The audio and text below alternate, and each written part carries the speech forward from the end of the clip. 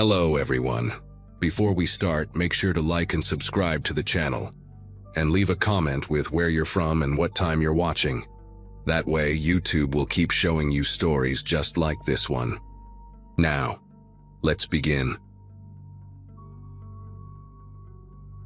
The rent increase notice arrived on a Monday morning in 2022, right when my son Nathan was starting his junior year at that private school in La Jolla. 28 years old and already drowning in bills, I stared at that piece of paper knowing I had exactly two options: pull Nathan out of the only stable thing in his life after the divorce, or find another source of income fast. My day job at the dental office barely covered our basic expenses, and my ex-husband had vanished to Arizona with his new girlfriend, leaving me with nothing but broken promises and a mountain of debt. After weeks of researching work-from-home opportunities and coming up empty, a friend from my yoga class mentioned how she'd been making extra money through online content creation. She was vague about the details, but the numbers she mentioned made my jaw drop. The decision wasn't easy, but Nathan's education meant everything to me. I spent 3 days setting up a separate laptop, creating accounts with fake names, and learning about VPNs and privacy settings. My content was mild compared to what others were doing, just photos and videos in lingerie or workout clothes, nothing that showed my face clearly. I scheduled everything for late nights when Nathan was asleep, always locking my bedroom door and using noise-canceling headphones to stay alert for any sounds from his room. Within 2 months, I was making enough to cover his tuition and even start a small college fund. The guilt ate at me sometimes, especially during parent-teacher conferences, but I told myself it was temporary, just until I could find something better. Everything was going smoothly until I noticed changes in how my downstairs neighbor, Carl, started acting around me. Carl had lived in the building for about 5 years, a quiet guy in his 40s who worked from home doing something with computers. We'd exchange polite nods in the hallway, maybe chat about the weather while checking mail, nothing more. But suddenly, he was everywhere I went. Every morning when I'd leave for work, there he was, watering the same plant by his door or checking his mailbox for the 3rd time. When I'd come home with groceries, he'd appear within seconds, offering to help carry bags up the stairs. At first, I appreciated the gesture. Being a single mom, any help was welcome. But then came the comments that made my stomach twist. He'd mention how tired I looked, suggesting I must have been up late again, always with this knowing look in his eyes. He even asked if I'd gotten new curtains for my bedroom, saying he noticed the lighting from my window looked different at night. The encounters escalated over the next few weeks in ways that seemed coincidental but felt deliberate. He started showing up at the neighborhood grocery store right when I was shopping, always finding me in the cereal aisle where Nathan liked to pick his breakfast. He joined the gym I'd been going to for 3 years, suddenly appearing on the treadmill next to mine, making small talk about workout routines while his eyes lingered too long. The breaking point came on a Saturday afternoon when Nathan was at soccer practice. Carl knocked on my door holding a package that he claimed was delivered to him by mistake. When I reached for it, he held it just out of reach, stepping closer to hand it over. That's when he said it. Something about how I should be careful about that small birthmark on my hip, that it looked like it might need checking by a doctor. My whole body went rigid. That birthmark was always covered by my clothes, except in certain photos I'd posted online. Photos that absolutely never showed my face or any identifying features of my apartment. I practically slammed the door in his face, my mind racing through every possible explanation. Maybe he'd seen me at the pool last summer? But no, I always wore a one-piece. Maybe through my window? But my blinds were always closed when I changed. The more I thought about it, the more my panic grew. I went through my online content with a fine-tooth comb, checking every photo and video for any possible identifying information. My face was never visible. I'd been careful about reflections, and I'd even bought special sheets and decorations specifically for filming that were different from my everyday bedroom items. But then I remembered something that made my throat close up. In one recent video, I'd worn a new set of emerald green sheets that I'd actually put on my real bed afterward because they were so expensive. Carl had commented on those exact sheets just last week, saying through my door that he was glad to see I was treating myself to nice things. That night, I couldn't focus on anything. Nathan asked why I kept checking the locks, why I'd moved his old baseball bat next to my bed. I told him I'd heard about break-ins in the neighborhood, but the truth was eating me alive. After he went to sleep, I started investigating everything. I checked my laptop for malware, changed all my passwords, even put tape over my webcam. Then I remembered something from a true crime podcast about checking your Wi-Fi router for unknown devices. My heart pounded as I logged into the router settings, scrolling through the list of connected devices. My laptop, Nathan's tablet, our phones, the smart TV, all normal. But there, at the bottom, was something that made my entire body go cold. An unknown IP address, labeled only as device hidden. When I tried to identify it, the router showed it had been connected for over 3 months, consuming massive amounts of upload bandwidth. Whatever this device was, it had been transmitting something from my network, and it had been doing it since around the time Carl started acting strange. The next morning was Sunday, and Nathan had a sleepover at his friend's house. As soon as I dropped him off, I drove straight to the police station. The officer at the desk, a younger woman named Officer Daniels, initially seemed skeptical when I started explaining the situation. But when I showed her the router logs and told her about Carl's comments, her expression changed completely. She called in a detective, a man named Detective Reeves who specialized in cybercrimes. He took my statement, examined the screenshots I'd taken of the router settings, and said something that still haunts me. "This looks like a hidden camera setup. They usually connect to your Wi-Fi to transmit footage in real time." He explained that modern spy cameras are tiny, some no bigger than a button, and can be hidden almost anywhere. We arranged for officers to come to my apartment that afternoon with detection equipment. I met them outside my building, my legs feeling like jelly as we walked up the stairs. Detective Reeves had brought a special device that could detect wireless signals and hidden cameras. We started in the living room, the device making occasional beeping sounds near electronics, which he said was normal. The kitchen was clear, so was Nathan's room, thank God. But when we entered my bedroom, the device went crazy, emitting a high-pitched continuous tone near the wall opposite my bed. The detective moved it slowly along the wall until he pinpointed the source: my air conditioning vent. Using a screwdriver, he carefully removed the vent cover, and there it was. A tiny black device no bigger than a USB drive, with a small lens pointed directly at my bed. It had been positioned perfectly to capture everything, powered by a small battery pack and transmitting constantly through my own Wi-Fi. The detective carefully bagged it as evidence, his face grim as he told me they'd be able to trace exactly where the footage had been going. While Detective Reeves worked on his laptop in my living room, tracing the camera's transmission path, I sat on my couch feeling violated in ways I couldn't even articulate. Every private moment from the last 3 months flashed through my mind, changing clothes, sleeping. Those late-night content creation sessions I thought were secret. The detective's typing stopped abruptly, and he turned the screen toward me. The IP address matched exactly with one registered to the apartment directly below mine. Carl's apartment. The detective immediately called for backup, and within minutes, 3 more officers arrived. They had me stay upstairs with Officer Daniels while they went to confront Carl. From my window, I watched them knock on his door, my heart hammering so hard I thought it might burst. Carl answered quickly, almost like he'd been expecting them, wearing that same friendly smile he always had. But I could see the moment his expression changed, when Detective Reeves showed him the warrant they'd obtained through an emergency judicial order. The search of Carl's apartment revealed a setup that made everyone involved sick to their stomachs. Detective Reeves later told me they found 3 monitors in Carl's bedroom, one dedicated entirely to the feed from my apartment. Hundreds of hours of footage were stored on external hard drives, meticulously organized by date and time. But the worst part was what they found in a locked folder on his computer. He'd been comparing my online content with the illegally recorded footage, using some kind of facial recognition software to confirm it was me.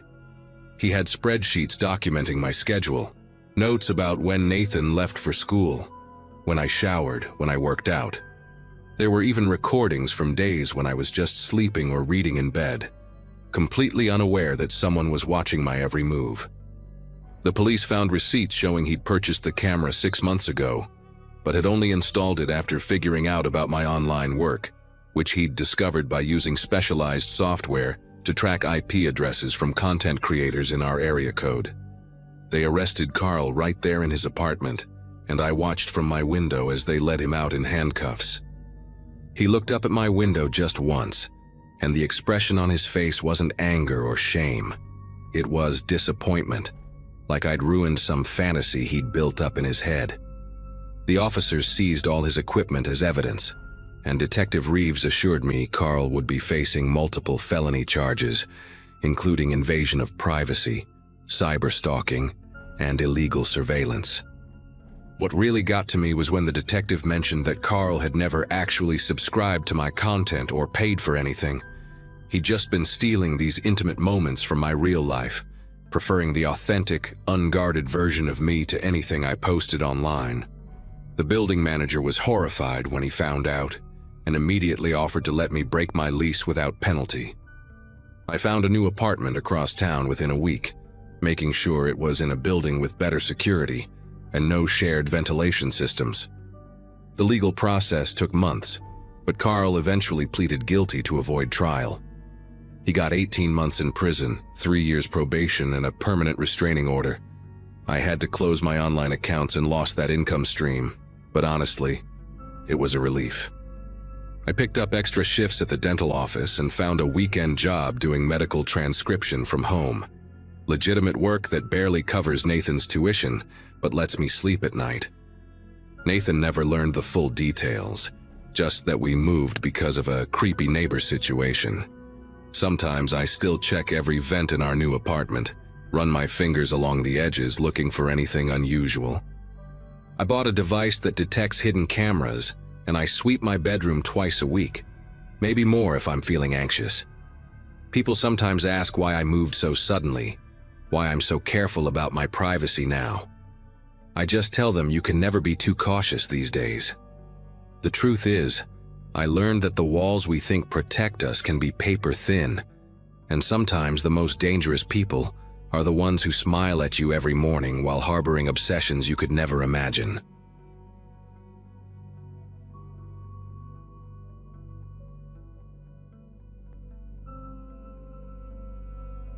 The divorce papers had been finalized in January 2023, and by March, reality hit hard. 32 years old, living in a cramped apartment outside Columbus, Ohio, and barely making ends meet at the auto shop where I'd worked for 8 years. Child support for my daughter Kayla took half my paycheck, and the other half disappeared into rent, groceries, and the mountain of credit card debt from when Jennifer and I were still pretending everything was fine. One night after 3 beers and scrolling through my phone, an ad popped up about people making thousands on OnlyFans, and honestly, why not?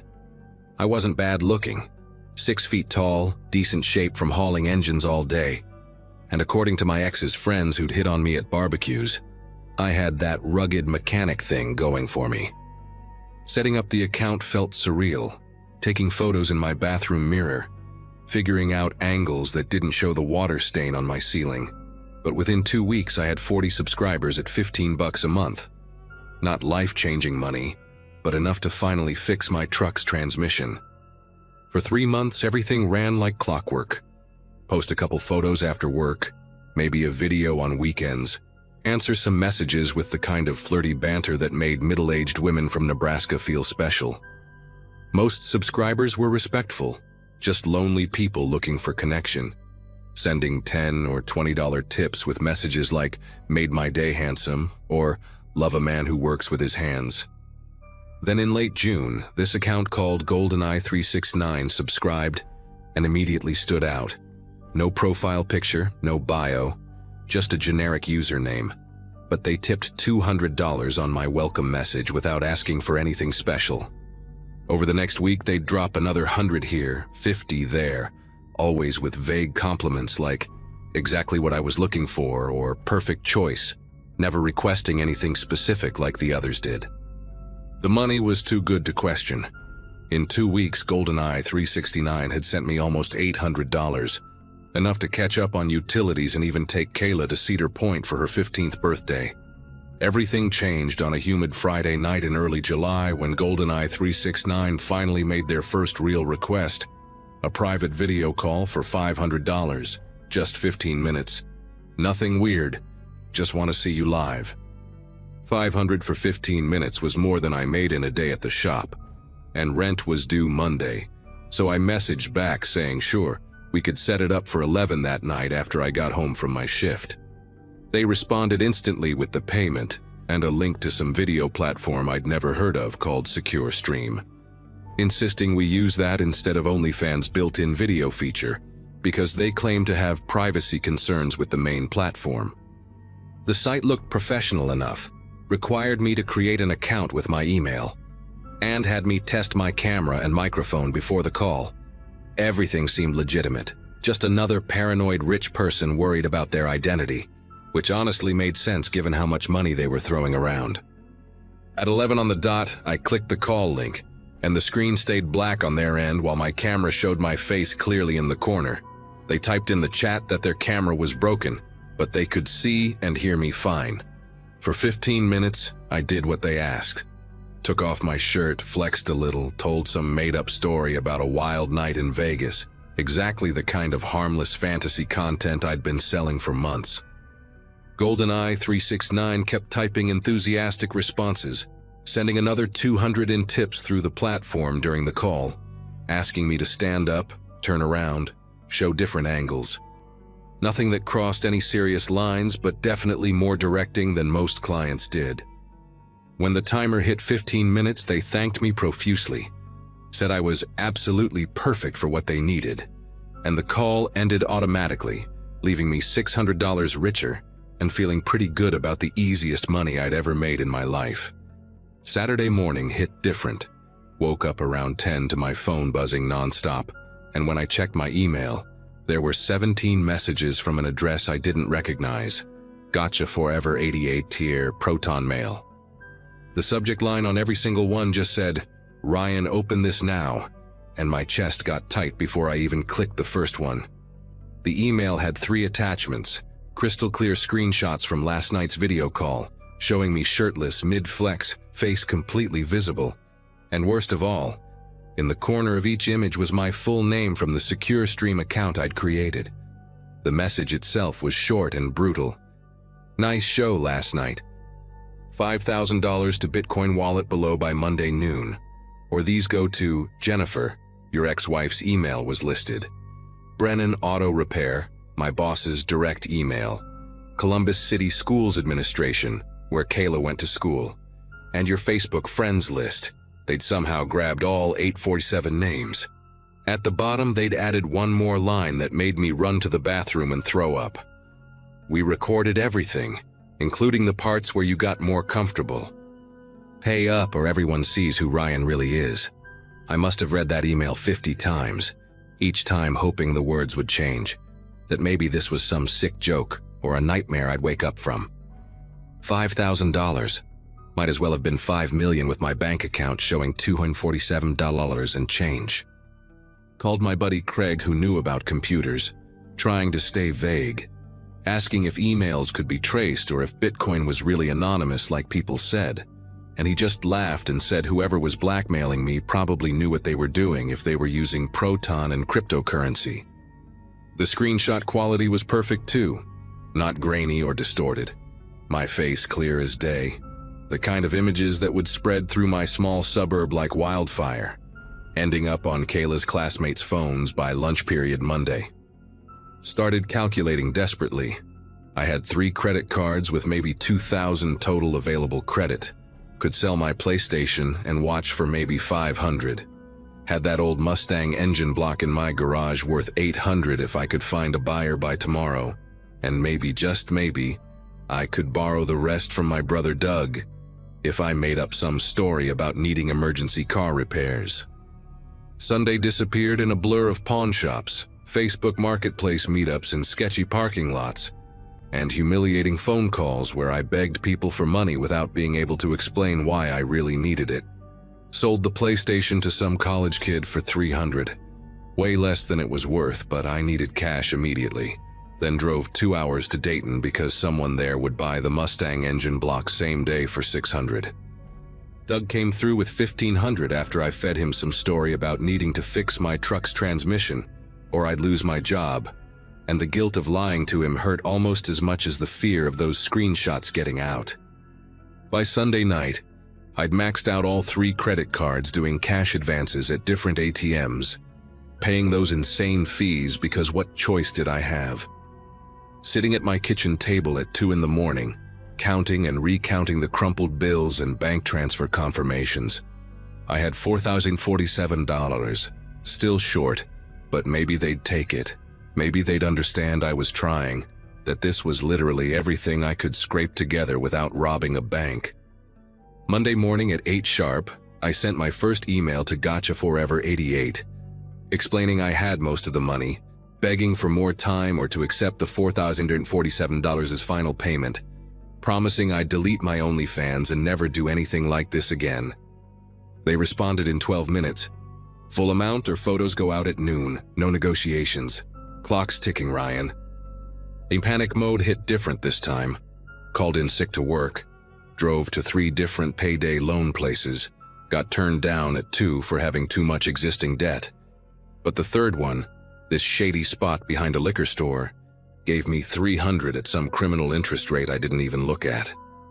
Sold my spare tire and jack to a mechanic friend for $50. Found $40 in change in my couch and car. And at 11:47 a.m., I initiated the Bitcoin transfer for exactly $5,000.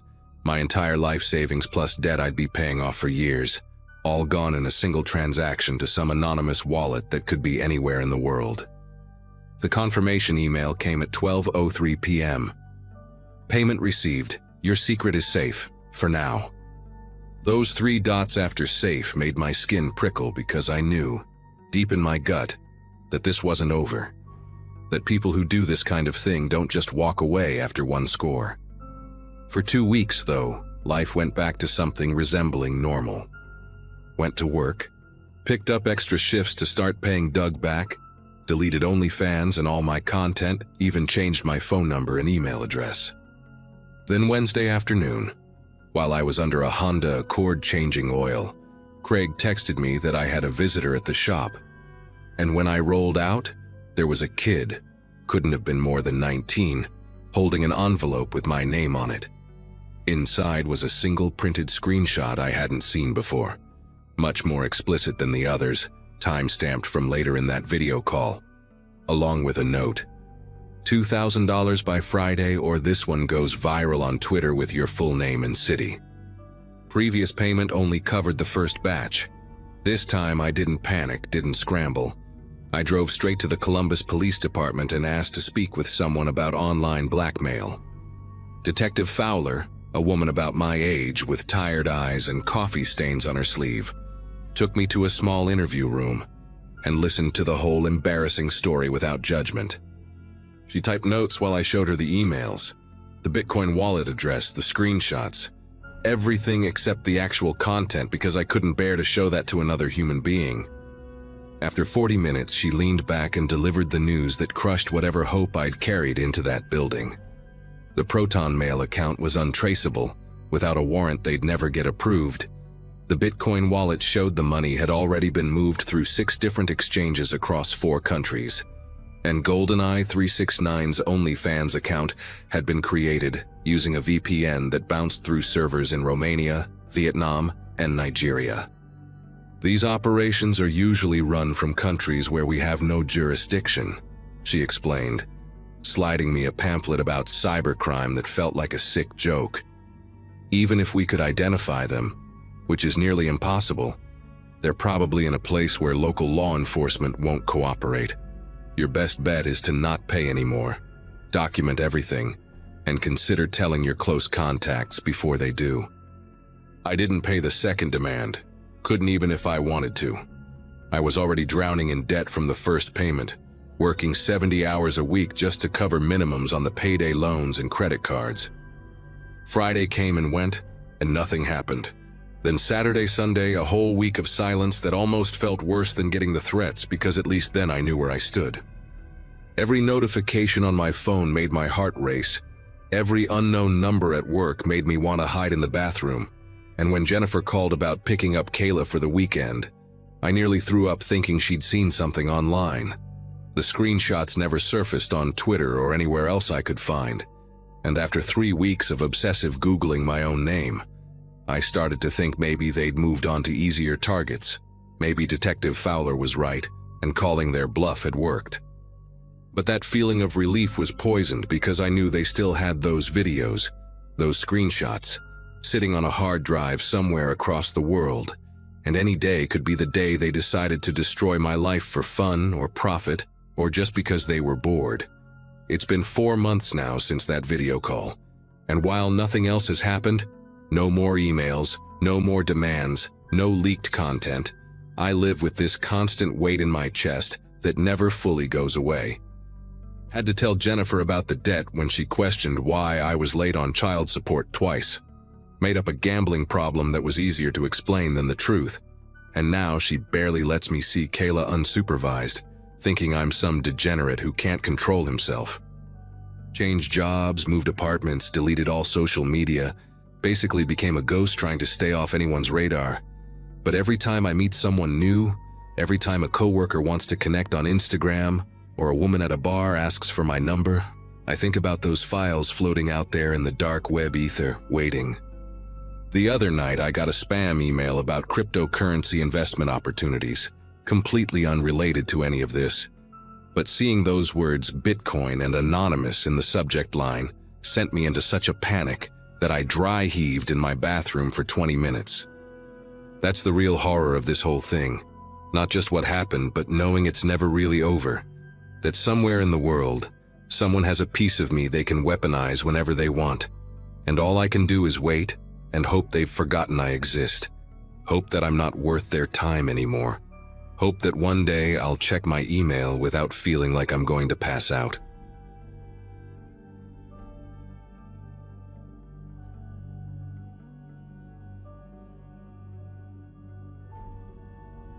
The autumn of 2023 changed everything about how I see the internet, relationships, and trust. My senior year of engineering at a state university in Michigan was supposed to be about finishing strong, landing a job, and figuring out life with my girlfriend, Brooke. We'd been together since sophomore year, sharing a tiny off-campus apartment until she decided to get her own place closer to her nursing program. We'd meet up between classes at the campus coffee shop, spend weekends binge-watching shows, and plan our future after graduation. When she mentioned starting an OnlyFans account that September to help with her student loans, I tried to be supportive.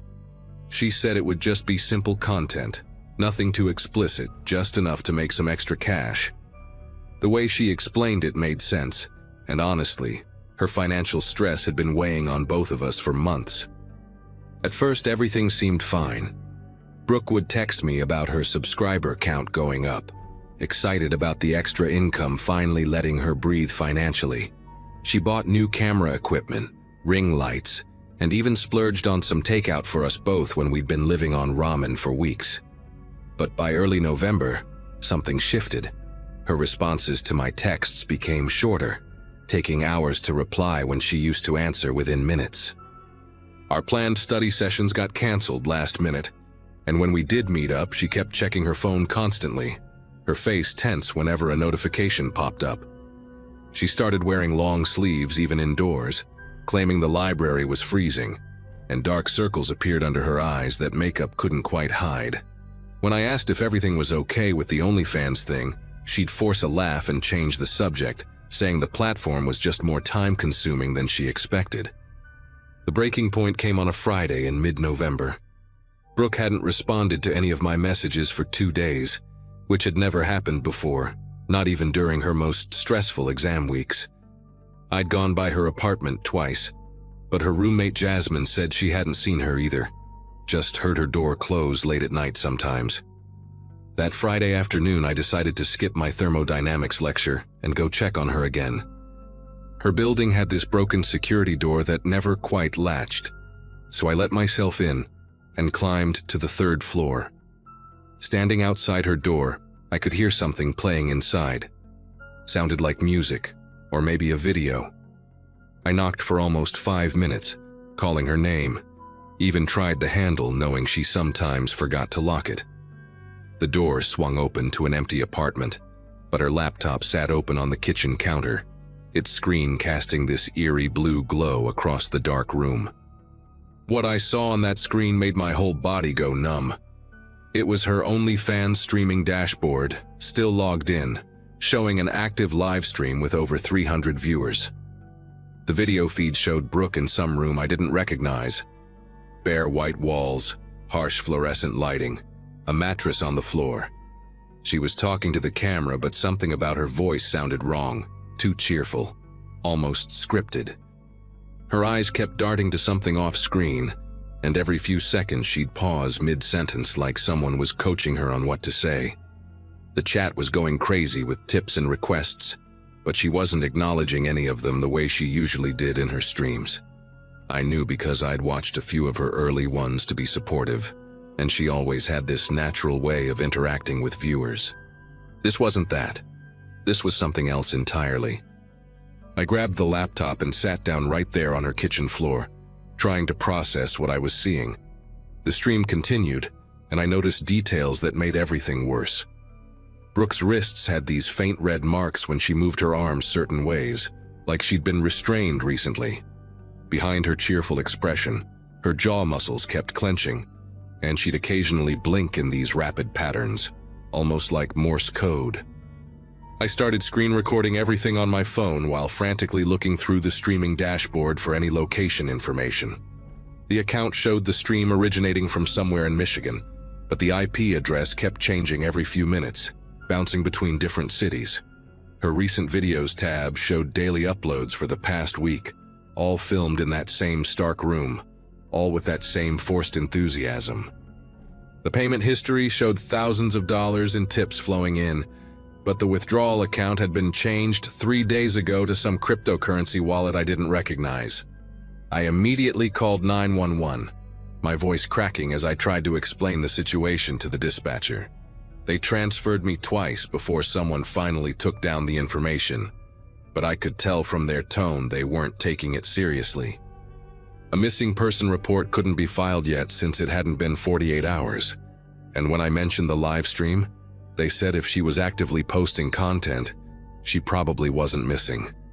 I drove straight to the police station with the laptop, demanding someone look at what I'd found. The desk sergeant barely glanced at the screen before telling me that relationship disputes weren't their priority, and that plenty of people in that line of work ghost their partners for safety reasons. Even when I showed him the red marks on her wrists, the strange blinking patterns, he just shrugged and said, "Rough content pays better." They took my information, gave me a case number, and essentially showed me the door. For the next 3 weeks, I became obsessed with finding her. I reached out to every person in her contacts, called her parents in Grand Rapids who hadn't heard from her but weren't worried because she often went weeks without calling. I spent entire nights analyzing the live stream recordings, mapping out the schedule of when new content got posted. Always between 2 and 4 a.m. Always that same room. Always that same forced performance. I tried reverse image searching screenshots, contacted other OnlyFans creators asking if they recognized the setup, even paid a private investigator my entire savings to look into it.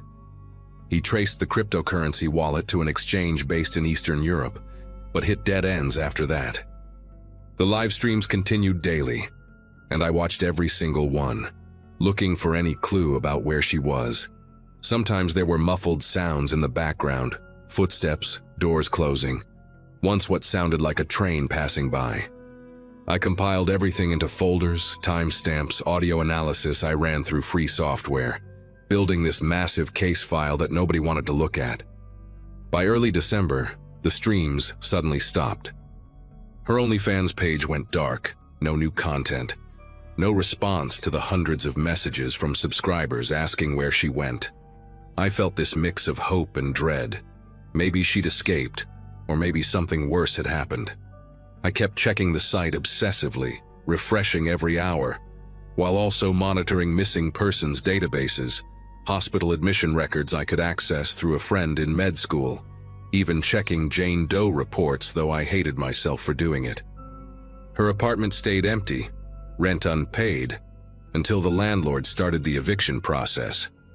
I went through her things before they threw everything out, finding nothing except normal college student stuff, textbooks, clothes, a half-finished knitting project she'd been making for her mom's birthday.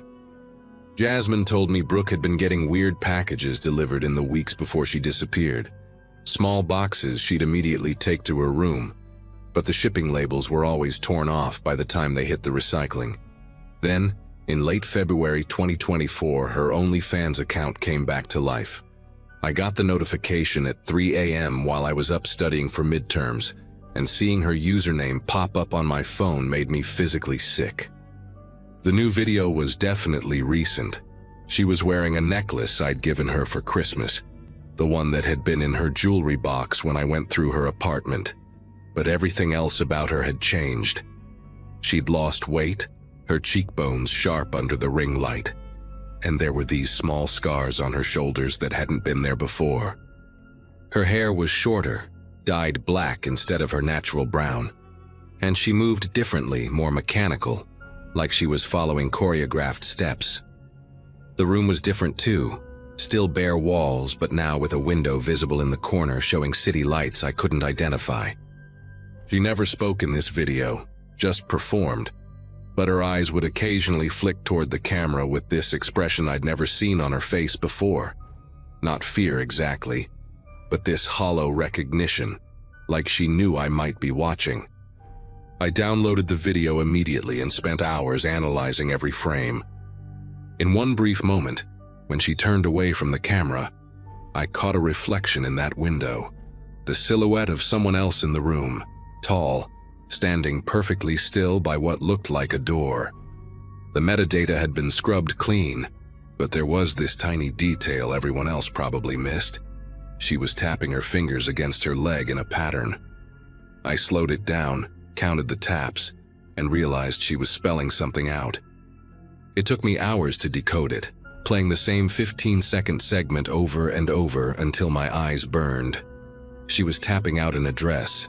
Not perfectly, some numbers were unclear, but enough that I could narrow it down to a specific area in Detroit, about 2 hours from campus.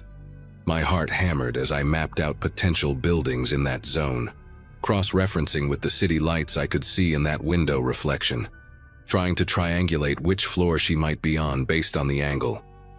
I drove to Detroit that same morning, skipping all my classes, running on nothing but gas station coffee and adrenaline. The area her tapping had indicated was a cluster of old industrial buildings, some converted to lofts, others still abandoned. I spent the entire day walking through those streets, looking up at windows, trying to match the view from her video. Around sunset, I found it, a 7-story building that had been partially converted into live workspaces, the kind that advertised month-to-month rentals with no credit checks. The 4th-floor corner unit had the exact same window configuration, the same angle toward the city lights. I waited outside until someone was leaving and caught the door, then made my way up the stairwell, my legs barely working from the fear and exhaustion. At the 4th floor, I could hear music coming from behind the corner unit's door, the same generic electronic beats that played in her recent videos.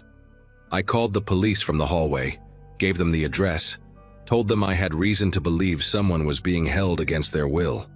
This time I didn't mention OnlyFans or streaming. I just said I'd heard screaming and suspicious sounds. They said they'd send someone. While waiting for the police, I kept my ear pressed against the door, and that's when I heard voices. at least two men speaking in a language I couldn't identify. And then, unmistakably, Brooke's laugh, but forced and too loud. 20 minutes later, two officers finally showed up, looking annoyed about the call. They knocked, announced themselves, and everything inside went silent instantly. After a long pause, a man opened the door just a crack, speaking perfect English with no accent, claiming he lived alone and hadn't heard any disturbances. The officers barely pushed, didn't ask to come in, didn't question why I could still hear that music playing from inside. They told me to stop harassing residents and threatened to arrest me if I didn't leave immediately. As we walked away, I looked back and saw a figure in the window, just for a second, and I swear it was Brooke, pressing her palm flat against the glass before someone pulled her back into the darkness. I didn't give up. I contacted the FBI Cybercrime Division, filed reports with the National Human Trafficking Hotline, even reached out to journalists who covered similar cases. Most never responded, and those who did said they needed more concrete evidence than videos and speculation. I hired a different private investigator, one who specialized in these cases, and she actually made progress. She found that the apartment was rented under a shell company that traced back to a network of similar properties across the Midwest, all cash payments, all hosting young women who appeared on various cam sites. She said this was bigger than just Brooke, that there were probably dozens of girls caught in the same situation, but without law enforcement cooperation, there was nothing we could legally do. She advised me to keep documenting everything and wait for them to make a mistake. So I kept watching the streams, which now happened sporadically, maybe once a week. Each time, Brooke looked more distant, more automated, like whatever fight she'd had in her was slowly being drained away. The last stream I watched was in April 2024. She looked directly at the camera at one point, really looked. Not the empty performance stare, but genuine eye contact, and mouthed two words: "Stop watching." I understood what she meant. My obsession wasn't helping her. It was just feeding the system that held her. I closed the laptop, deleted my account, and stopped checking. I filed one final police report with everything I'd gathered, sent copies to 3 different FBI field offices, and then tried to return to my life. I graduated that May with a degree I could barely remember earning. I still check missing persons sites sometimes. Still jump when I see women who look like her from behind. Her OnlyFans account is still active as far as I know. Friends have told me they've seen new content posted, but I keep my promise not to look. Sometimes I dream about that moment at the window, her hand pressed against the glass, and I wake up wondering if there was something more I could have done, some authority I didn't contact, some evidence I missed. All I know is that she's still out there somewhere, performing for strangers, and the system that took her continues operating in plain sight, while everyone pretends not to see.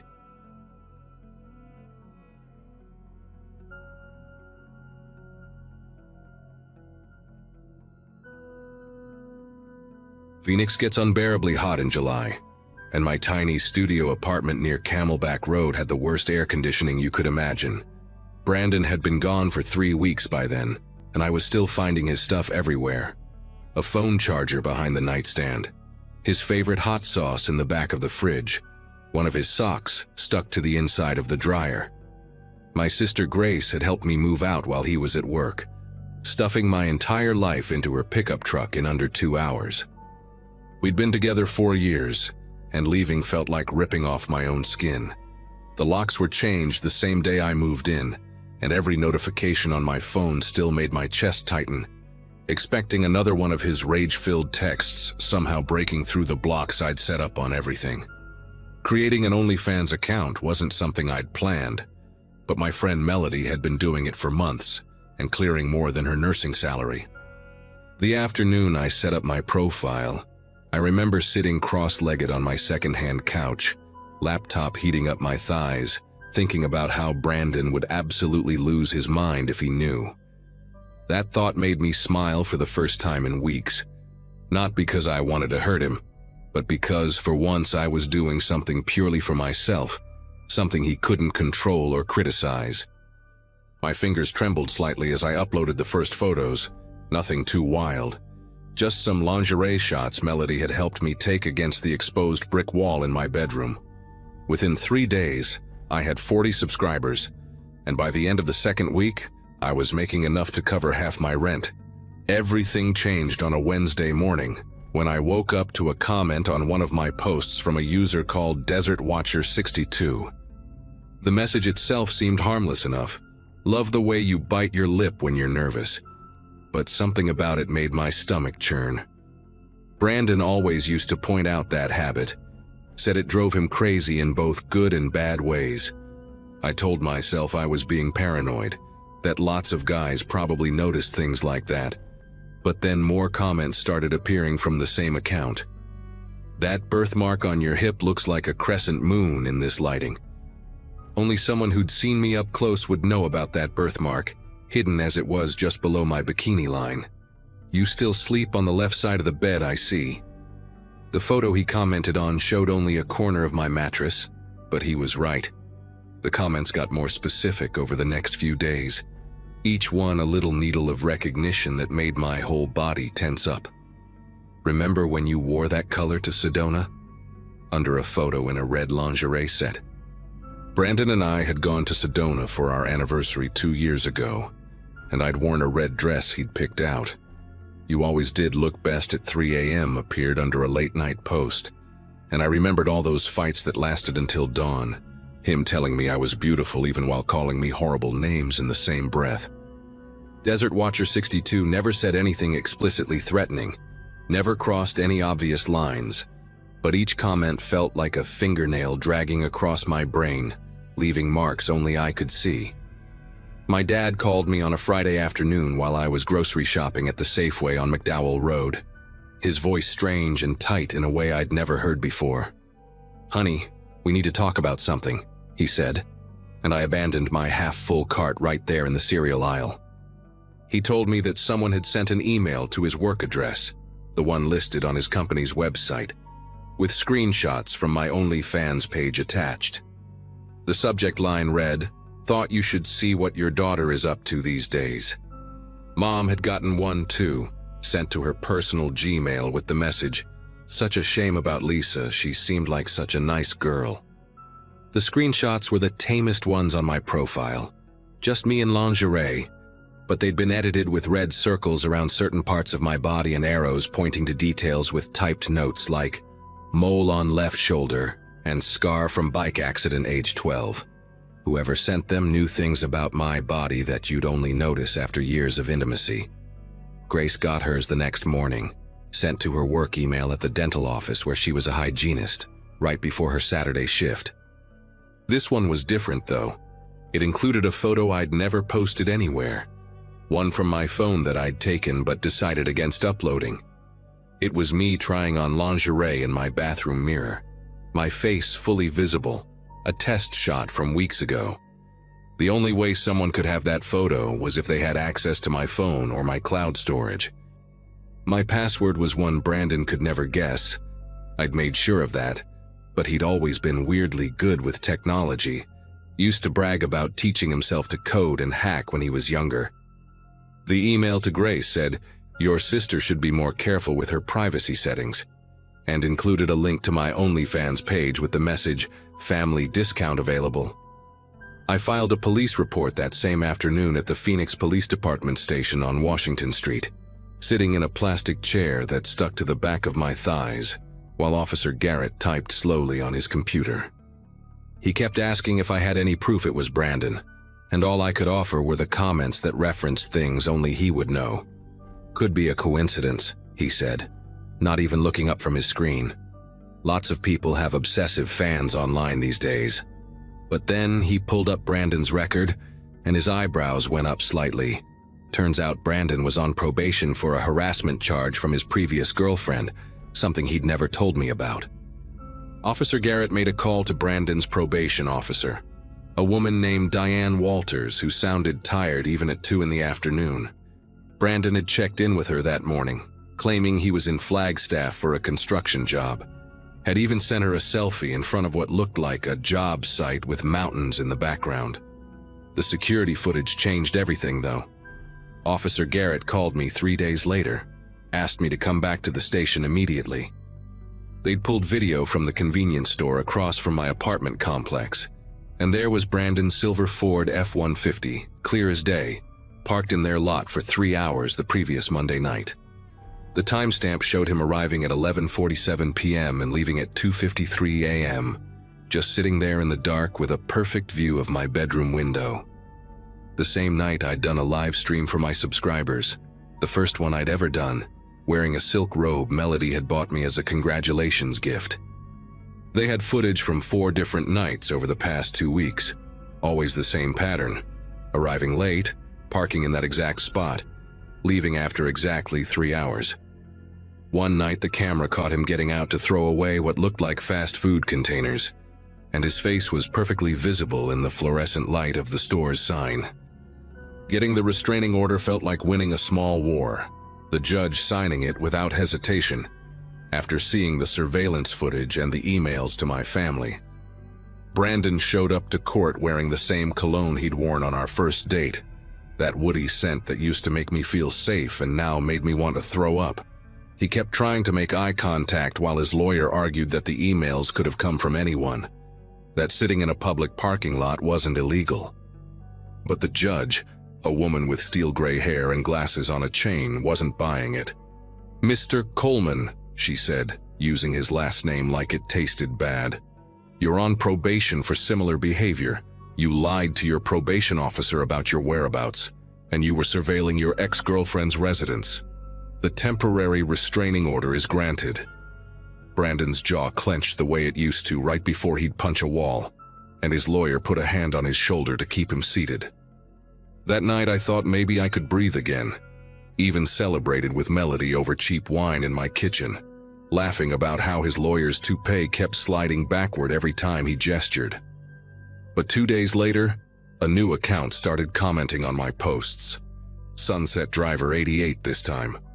"That wine looks like the kind you can only get at Total Wine on Bell Road, the barefoot brand you always loved." I hadn't posted any pictures with wine, but there was a glass barely visible in the corner of one photo, so blurry you'd have to zoom in to even notice it was there. Then came Phoenix Native 45 a week later. "Your new couch looks uncomfortable. Bet the old one was better." The couch he was referring to was the one we'd bought together at a furniture outlet in Tempe, the one I'd left behind because it smelled like him and had a cigarette burn from one of his drunk nights.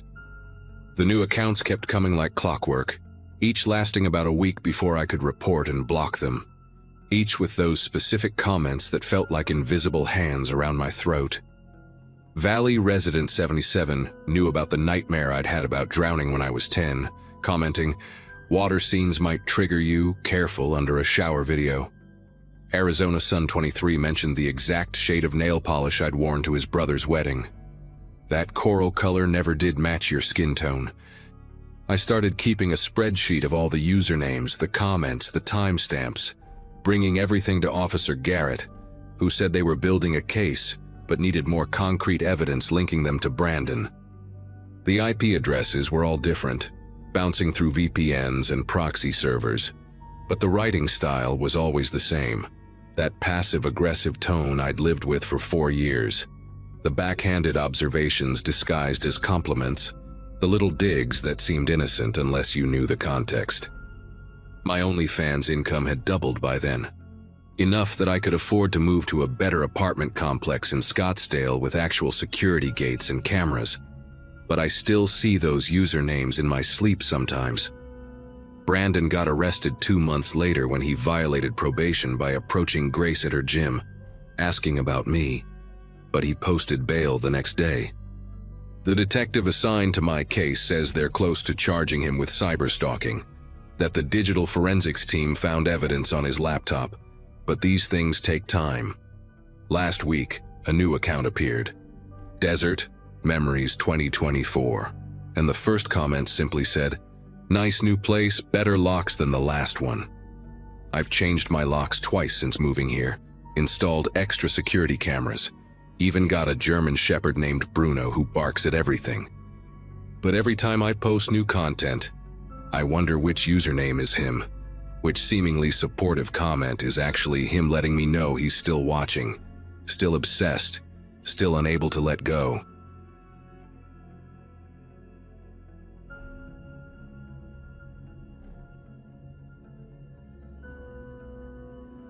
Everyone in Stillwater knew me as the girl who made the perfect oat milk latte at Common Grounds, that little coffee shop on Main Street with the exposed brick walls and hanging plants everywhere.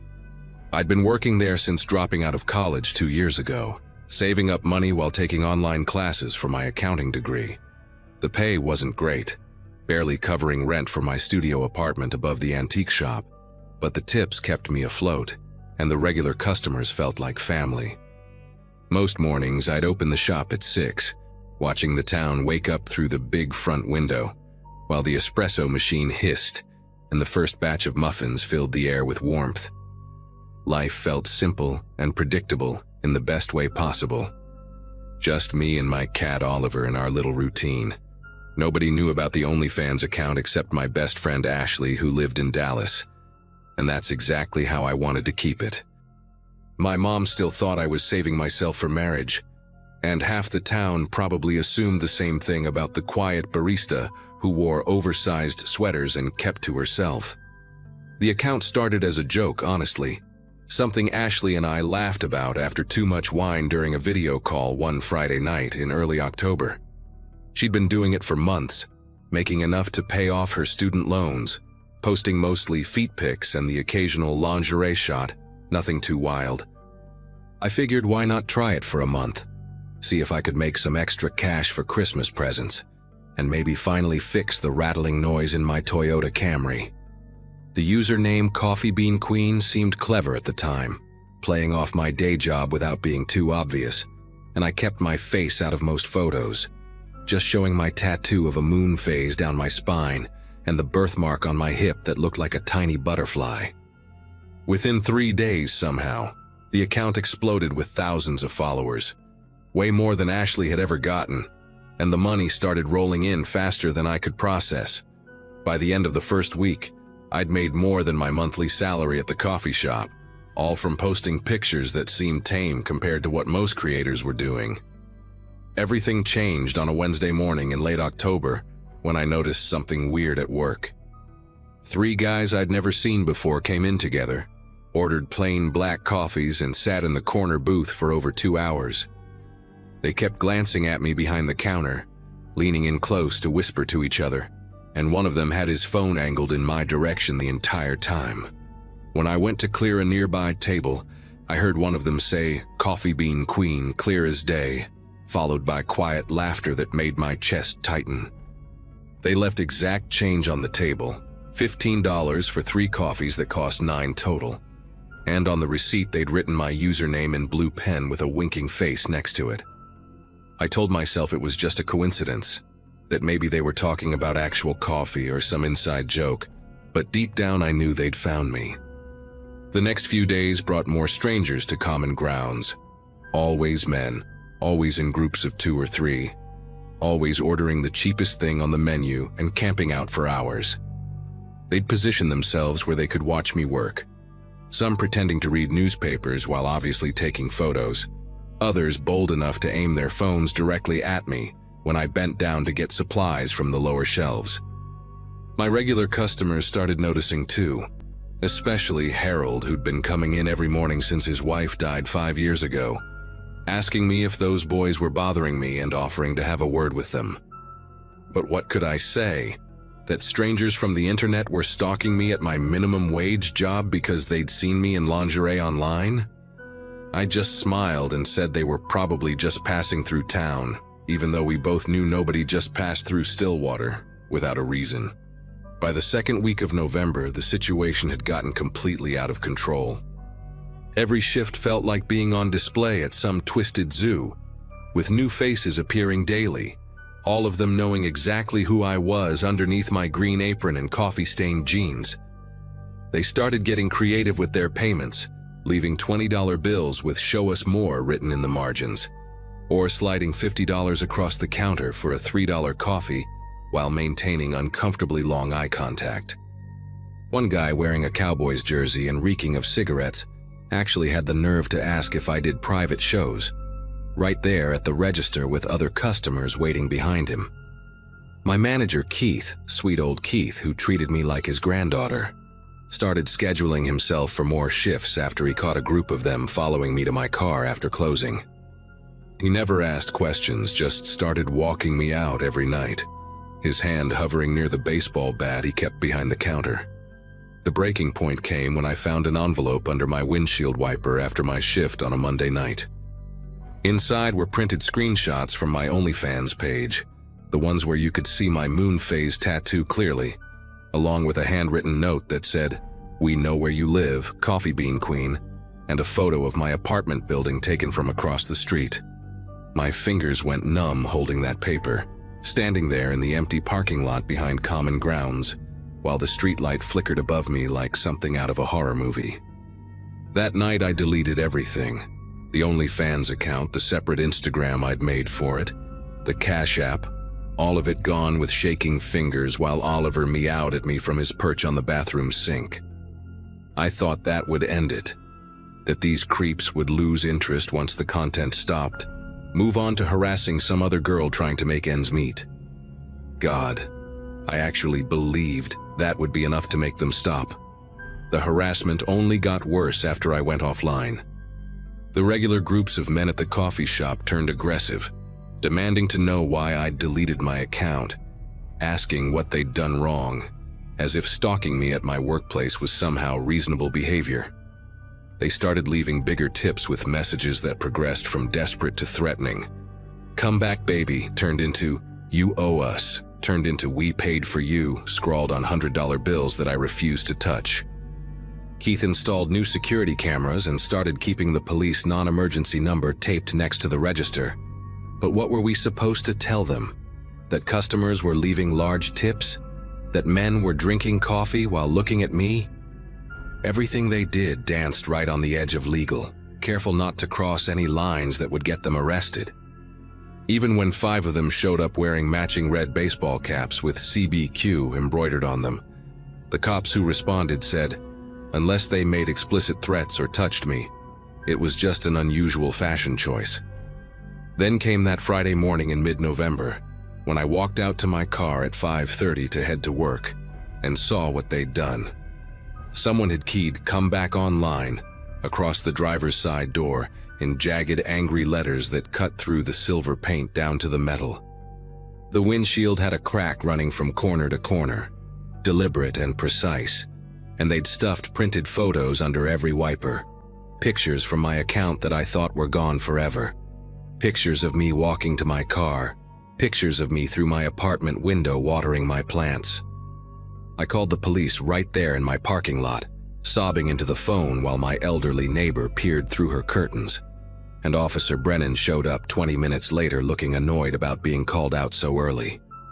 He took photos half-heartedly, wrote down my statement in chicken scratch, and then asked me why I'd been posting pictures online if I didn't want attention. Actually said those words while I stood there in my work uniform with my vandalized car behind me. Keith gave me the rest of the day off and drove me to the police station himself. His jaw clenched the entire ride while I explained everything from the beginning. At the station, we waited 3 hours to speak with a detective, sitting on hard plastic chairs while drunk drivers and petty thieves were processed faster than my stalking case. Detective Mills finally called us back, a woman about my mother's age with kind eyes who actually listened, took real notes, and promised to look into it immediately. She said she'd review the security footage from Common Grounds, interview the men if they showed up again, and patrol my apartment complex more frequently. For the first time in weeks, I felt like someone was taking this seriously, like maybe I could get my life back and these psychos would face consequences. Mills even gave me her direct number, told me to call if anything else happened, and said she'd personally handle my case from start to finish. The hope lasted exactly 4 days, until Detective Mills called me during my lunch break, with a voice completely different from our first meeting. She said the investigation had hit some complications, that the security footage was inconclusive, that without direct threats or physical assault, there wasn't much they could do legally. Her words came out stilted and rehearsed, like someone was standing next to her desk coaching her through the conversation. When I pressed her about what changed, why she was suddenly backing off when she'd been so supportive before, she went quiet for a long moment before saying that I should be careful about making accusations against people in town, that sometimes these situations resolve themselves if we don't escalate them. After she hung up, Keith overheard me crying in the break room and finally told me what everyone else already seemed to know. One of the guys in the red CBQ caps was Jordan Hutchison, Sheriff Hutchison's youngest son, the one who'd gotten away with 2 DUIs and a bar fight because Daddy ran the whole department. After finding out about Jordan, something shifted in me from fear to pure rage. These weren't just random creeps from the internet anymore. This was the sheriff's son and his buddies treating me like their personal entertainment, knowing full well that Daddy's badge would protect them from any consequences. I started documenting everything obsessively, taking photos of every threatening tip, recording license plates, saving security footage on my own phone since I knew the official investigation was dead. Keith and Harold formed a kind of unofficial protection squad, taking turns sitting in the coffee shop during my shifts, and Ashley drove down from Dallas twice to stay with me. When the hang-up calls got so bad, I had to unplug my phone. The other baristas started walking me to my car in groups, and my neighbor started letting her German Shepherd out whenever she heard footsteps near my apartment. The whole thing felt like some sick game where everyone knew the rules except me, where Jordan and his crew could terrorize me while the entire police force looked the other way. The last straw came on a Saturday night after Thanksgiving when they crossed the final line. I woke up at 2 in the morning to Oliver hissing at my bedroom window, his fur standing straight up as he pawed at the glass. Through the thin curtains, I could see the silhouette of someone standing on my fire escape. Just standing there, not moving, not trying to break in, just watching. I grabbed my phone to call 911, but when I looked back, there were 2 more silhouettes, and one of them was holding up a sign that said "Last Chance" in bold red letters. The terror that went through me in that moment was unlike anything I'd ever felt, knowing these men knew exactly where I slept, had climbed up to my second-floor window, and felt bold enough to just stand there knowing I couldn't do anything about it. I called Keith instead of the police, and he showed up with Harold and 3 other regulars from the coffee shop, all of them armed with baseball bats and flashlights, chasing the shadows away while I packed everything I could fit in my car. By sunrise, I was driving out of Stillwater with Oliver crying in his Carrier, my entire life shoved into trash bags, leaving behind my job, my apartment, and any sense of safety I'd ever had. Keith wired me my last paycheck plus a bonus he insisted wasn't charity, and Harold slipped $500 in an envelope through my car window despite my protests, telling me to get far away and never tell anyone where I went. That was 8 months ago, and I'm writing this from a state I won't name, in a city I won't identify, working at a job that has nothing to do with coffee. I changed my name legally, dyed my hair black, and even looked into tattoo removal for the moon phases down my spine, though I haven't gone through with it yet because it feels like letting them win completely. Sometimes I Google Jordan Hutchison and see he's still in Stillwater, probably still wearing those red caps with his buddies, maybe terrorizing some other girl who made the mistake of thinking she could make extra money online without becoming prey. Keith emails me occasionally from a burner account to let me know they still come by common ground sometimes, asking about the girl who used to work there, but he tells them I moved to Canada or California or wherever seems furthest from the truth that day. The money I made from those few weeks on OnlyFans sits untouched in an account I'm afraid to access, blood money that cost me my home, my peace of mind, and my ability to trust that the world has any justice in it. I still wake up at 2 in the morning sometimes, expecting to see silhouettes at my window, and Oliver still hisses at shadows that probably aren't there. But at least I'm alive, which is more than I was sure I'd be that night on the fire escape. And maybe that's the best ending a story like this can have.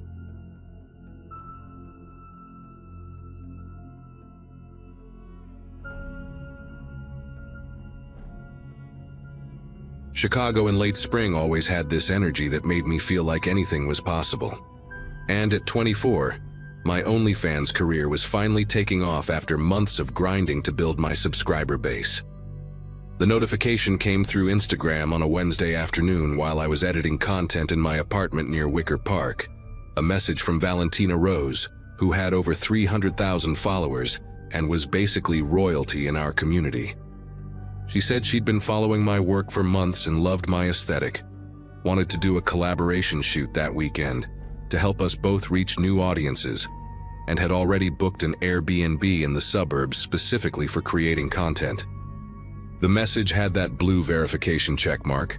Her profile looked exactly right with all her recent posts, and when I checked her story, she'd even posted about doing collabs with Chicago creators that week, so everything seemed perfectly legitimate and professional.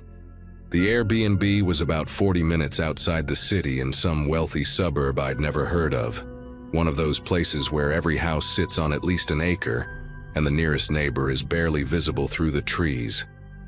I remember pulling up to this massive modern house with floor-to-ceiling windows, thinking how perfect the natural light would be for shooting, and noticing that Valentina's car wasn't in the driveway yet, even though we'd agreed to meet at 2 in the afternoon. The front door was unlocked, just like she'd said it would be in her last message, and inside the place was stunning. Marble countertops, a huge sectional couch, professional ring lights already set up in what looked like the main shooting area, and this weird chemical smell that I figured was just from recent cleaning. I texted Valentina that I'd arrived and started unpacking my outfits in one of the bedrooms, arranging everything on the bed while waiting for her to show up, checking my phone every few minutes as that uncomfortable feeling started creeping into my chest.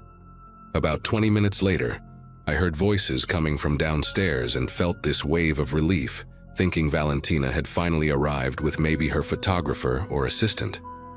But when I walked into the living room, there were 2 men I'd never seen before. One tall and lanky with a scraggly beard who introduced himself as Marcus, and another shorter, stockier guy with thick glasses who said his name was Phil. They both wore these matching black polo shirts with some production company logo I didn't recognize, and Marcus immediately started explaining how Valentina had sent them ahead to get everything ready, that she was running late from another shoot in the city, but would definitely be here within the hour. Phil was already adjusting the ring lights and checking angles with his phone, talking about how they'd been Valentina's production team for over a year, how they'd helped her grow from 50,000 to 300,000 followers with their marketing strategies and professional editing. And honestly, they seemed to know so much about her content and her shooting style that my initial wariness started to fade a bit. Marcus pulled out an iPad and started showing me this whole presentation about their production company, scrolling through behind-the-scenes photos from other shoots they claimed to have done with big creators, talking about distribution deals and exclusive platform partnerships that could triple my income within 6 months. The weird thing was how much they knew about my content specifically. They referenced posts I'd made weeks ago, knew my upload schedule, even mentioned some of my regular subscribers by their usernames, which should have been a massive red flag, but somehow just made them seem more professional and prepared at the time. Phil kept adjusting equipment in the background, setting up additional cameras at different angles, and I noticed he'd locked the front door, which he said was for privacy and to make sure no delivery people or anyone else would interrupt the shoot. And that made sense, but also made my chest feel tight in a way I tried to ignore. Then Marcus brought out this thick contract, maybe 15 or 20 pages, saying it was standard procedure for all of Valentina's collaborations, and that we needed to get the paperwork done before she arrived so we could start shooting immediately when she got here. The document was full of legal language about content rights, distribution terms, something about perpetual licensing and derivative works. And when I said I wanted to read through it carefully or maybe have someone look at it first, Phil laughed and said every minute we waited was costing them money in rental fees and equipment time. Marcus kept pushing the iPad toward me, pointing at signature lines with his pen, saying how Valentina would be offended if she showed up and found out I didn't trust her team, how this opportunity might not come again, and how they had 3 other creators lined up who would jump at this chance if I wasn't interested. The pressure was so intense and coordinated, with Phil standing behind me, while Marcus leaned in from the side, both of them talking over each other about deadlines and opportunities and how successful I was going to be after this collaboration. I told them I needed to use the bathroom just to get some space and think, and once I was in there with the door locked, I texted Valentina directly asking if these guys were really her team, but the message wouldn't deliver. It just sat there with that single gray check mark. My cellular signal was showing full bars, but nothing was going through, not even regular text messages to my roommate. And when I tried to check Valentina's Instagram again, her entire profile was suddenly showing as user not found, which made absolutely no sense since I'd been messaging with her just hours before. Through the bathroom door, I could hear Marcus and Phil talking in low voices, something about getting everything ready and the other equipment in the van. And that's when every instinct in my body started screaming that I needed to get out of that house immediately, contract or no contract, collaboration or no collaboration. When I came out of the bathroom, I kept my phone in my hand and tried to stay calm, while telling them I'd just gotten an emergency call from my roommate about a water leak in our apartment and needed to leave immediately. Marcus's whole demeanor shifted. His friendly salesman smile disappeared, and he stepped between me and the hallway that led to the bedroom where all my stuff was, saying we could just do a quick 15-minute shoot. Nothing elaborate, just enough to make the trip worthwhile for everyone. Phil had moved closer to the front door, still holding one of those professional cameras, and he started recording video right then without asking, pointing it directly at my face while saying something about needing test footage for lighting. The way they'd positioned themselves in the room felt deliberate and practiced, like they'd done this exact same thing before, and I realized that getting to my equipment bag with my car keys inside meant having to push past Marcus, who probably had 50 pounds and 6 inches on me. Instead of trying to get my things, I did something that probably saved me. I pretended to get a FaceTime call, holding my dead phone up to my face and having a whole fake conversation with my roommate about the flooding, loud enough for them to hear me describing exactly where I was, and mentioning that my location was being tracked. Marcus and Phil exchanged this quick look, and Phil actually stepped away from the door for just a second to whisper something to Marcus, which gave me the opening I needed to walk quickly toward the exit, still fake talking on my phone about how I'd be home in exactly 40 minutes and to make sure the landlord documented everything. My hand was on the door handle when Marcus called out that I was making a huge mistake, that Valentina would blacklist me from the entire creator community, but I didn't care. I yanked the door open and practically ran to my car, my keys thankfully still in my jacket pocket from when I'd arrived. The drive back to Chicago was a blur of adrenaline and paranoia, constantly checking my rearview mirror to make sure no one was following me, and it wasn't until I hit the city limits that my phone suddenly came back to life with a flood of notifications. There were 17 unread messages from my roommate Alexis wondering where I was, a bunch of Instagram notifications, and when I finally pulled over at a Walgreens parking lot to check everything properly, I discovered that the original message thread with Valentina Rose was completely gone from my Instagram inbox. Her verified account was back online, but when I clicked on it, her last post was from 3 days ago in Miami, nowhere near Chicago. And when I sent her a direct message asking about the collaboration, she replied within minutes saying she had no idea what I was talking about, had never messaged me, and had been dealing with someone hacking verified accounts to set up fake collaborations. The real Valentina was actually incredibly helpful, explaining that there'd been a string of these incidents lately targeting smaller creators, and she even offered to post a warning about it to her followers, which made me feel slightly less insane about the whole situation. 3 days later, while I was still processing everything and had just finished filing a police report that the officers barely took seriously, my best friend Alexis called me in hysterics, saying I needed to check my computer immediately. Someone had uploaded 7 videos to various adult sites using my face and exact body type, but the content itself was completely fabricated using some kind of AI or deepfake technology. The videos showed someone who looked exactly like me doing things I'd never done, in rooms I'd never been in, with people I'd never met. The attention to detail was terrifying. They'd even replicated a small birthmark on my shoulder, and the way I typically styled my hair. And the videos were tagged with my actual creator name and linked to fake social media profiles that used my real photos. The worst part was that some of my actual subscribers had already found these videos and were messaging me asking if I'd started doing more extreme content. And no matter how many reports I filed with the platforms, new videos kept appearing on different sites faster than they could be taken down.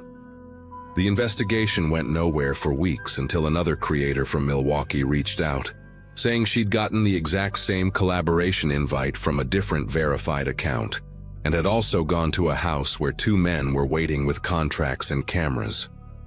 She'd been smarter than me, though. She'd brought her boyfriend who waited in the car, and when things felt wrong, she had him come to the door pretending to be looking for directions, which spooked the men enough that she could leave safely. Together, we found 4 more women with identical stories, all OnlyFans creators with between 10 and 50,000 followers, all invited by hacked verified accounts, all pressured to sign contracts with that same perpetual licensing language, and 2 others besides me who'd had deepfake content uploaded after refusing to cooperate. We created a private group chat to share information, and realized the houses were always expensive Airbnb rentals paid for with stolen credit cards. The men used different names each time, but the descriptions matched, and every single one of us had noticed that strange chemical smell, which we later learned was probably some kind of signal jammer that had been blocking our phones from working properly inside the houses. Eventually, with the help of a cybersecurity expert one of the girls knew, we traced the deepfake videos back to a Telegram group with over 8,000 members where people were sharing custom content of various creators, taking requests for specific scenarios, and selling packages of these fake videos for cryptocurrency. The group had detailed guides on finding targets, hacking verified Instagram accounts, setting up fake collaboration meetings, and using the footage they managed to record, even just test shots or regular conversation, to train their deepfake programs to make more convincing videos. After months of working with the FBI's cybercrime division and dealing with endless platform reports and DMCA takedowns, they finally arrested 6 people running the operation across 3 states, though the damage to my reputation and mental health was already done. And I still get messages from people who've seen those fake videos floating around the darker corners of the internet, reminding me that once something exists online, it never really goes away no matter how hard you fight to erase it.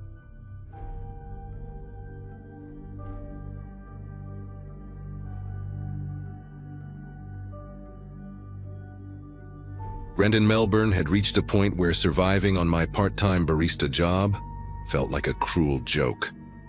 I shared a small apartment on Lygon Street with my friend Claire, who worked nights at a bookstore. Between the 2 of us, we could barely afford groceries. When my student debt reminder came in the mail, I decided to try something that made me cringe at first, selling feet photos online. It sounded ridiculous, but I figured it was harmless. No face, no name, just a username and a few pictures taken on my phone. At first, it went surprisingly well. I posted a few shots, kept my page subtle, and soon had a handful of regulars. I never shared personal details, not even what city I was in. The anonymity felt like armor. It even became kind of funny, strangers tipping me $20 just for painted toenails. It was strange money, but it paid for groceries and bills.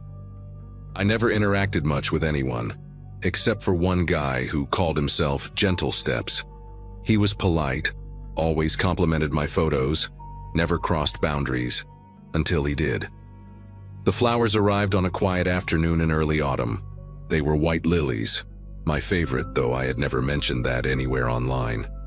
The card had no name, only my username, written in clean, almost formal handwriting. I laughed it off at first, thinking Claire had done it as a joke. But when she came home, she swore she had nothing to do with it. That night, I kept staring at the card on the counter, wondering how anyone could have found my address. It didn't make sense. 2 days later, I received another delivery. This time, a small box with a keychain shaped like a foot. That one sent a chill down my spine. There was no note, no return address, just my apartment number written neatly in black marker. I stopped sleeping properly after that. Every sound from the hallway made my chest tighten. Claire thought I was being paranoid, but something about that keychain felt personal, like a warning rather than a gift. A week later, I came home from work to find the hallway light flickering. Claire was out, and the apartment felt heavier than usual, like the air itself was waiting for something. I noticed the lilies had started to rot, their petals brown at the edges, filling the room with a sweet, sour smell. I was picking them up to throw them away when I heard a soft scrape at the front door. It was slow, deliberate, like metal brushing metal. I froze for a second before whispering, "Hello?" No answer. Then the sound came again, closer to the lock this time. I grabbed my phone and called Claire, whispering into the receiver while staring at the handle. The noise stopped. I stayed by the door, not breathing, until I heard footsteps retreating down the hallway. When Claire got home 20 minutes later, we checked the peephole. The corridor was empty. I wanted to call the police, but she convinced me to wait. Maybe it was a neighbor, maybe someone drunk. I almost believed her until the next morning, when I opened the door to leave for work and saw the photos. Dozens of printed copies of my own OnlyFans pictures taped to the door. Some were cut unevenly, like they'd been printed from screenshots. And right in the center, one had a red marker circle around my ankle tattoo. The police came quickly after that. They dusted for fingerprints, asked the usual questions, and left with the photos in plastic bags. When they said there were no prints besides mine, I remember laughing because it felt absurd. Someone had been right there, touching my door, and yet it was like they didn't exist. One of the officers suggested that maybe a delivery service had mixed up packages, or that it was a prank. But the look on the younger officer's face told me he didn't buy that either. For the next few days, I didn't leave the apartment alone. Claire started sleeping on the couch to keep me company. I logged into my OnlyFans, deleted most of the posts, and set everything to private. But then curiosity got the better of me. I remembered that website I'd used to send small gifts to my top subscribers. Little thank yous, like digital gift cards or postcards. It claimed to be anonymous, keeping personal info hidden from both sides. I opened the order history, my hands trembling slightly, and saw something that made my throat dry. One of my top fans, the same username, Gentle Steps, had sent dozens of gifts to other women, and all of them had the same billing address. His address. At first, I thought it was some kind of glitch. Maybe a shared account, maybe a scam. But when I clicked the profile linked to his orders, my stomach turned. The same username had been active on other creators' pages, some of whom I actually recognized from group chats.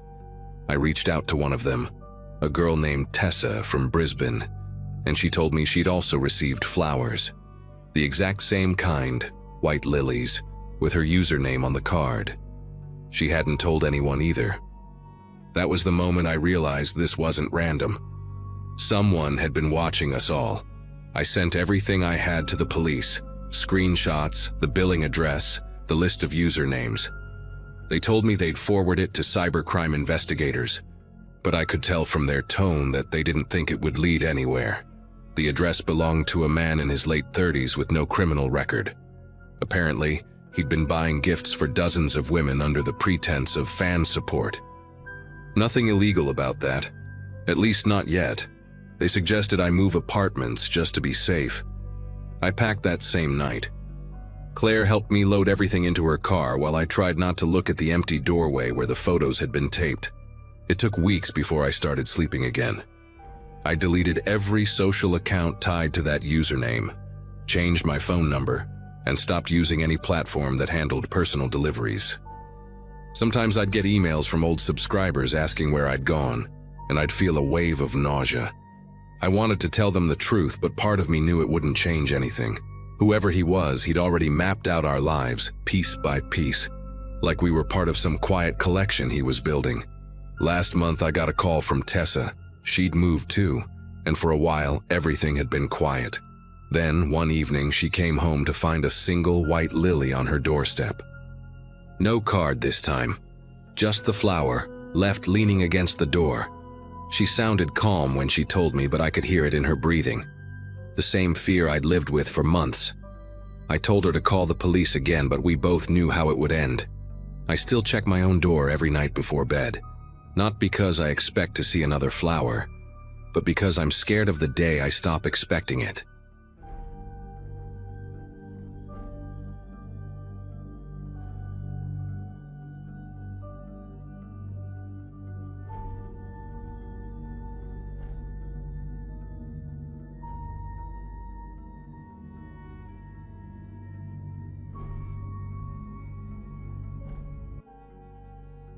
Hello everyone.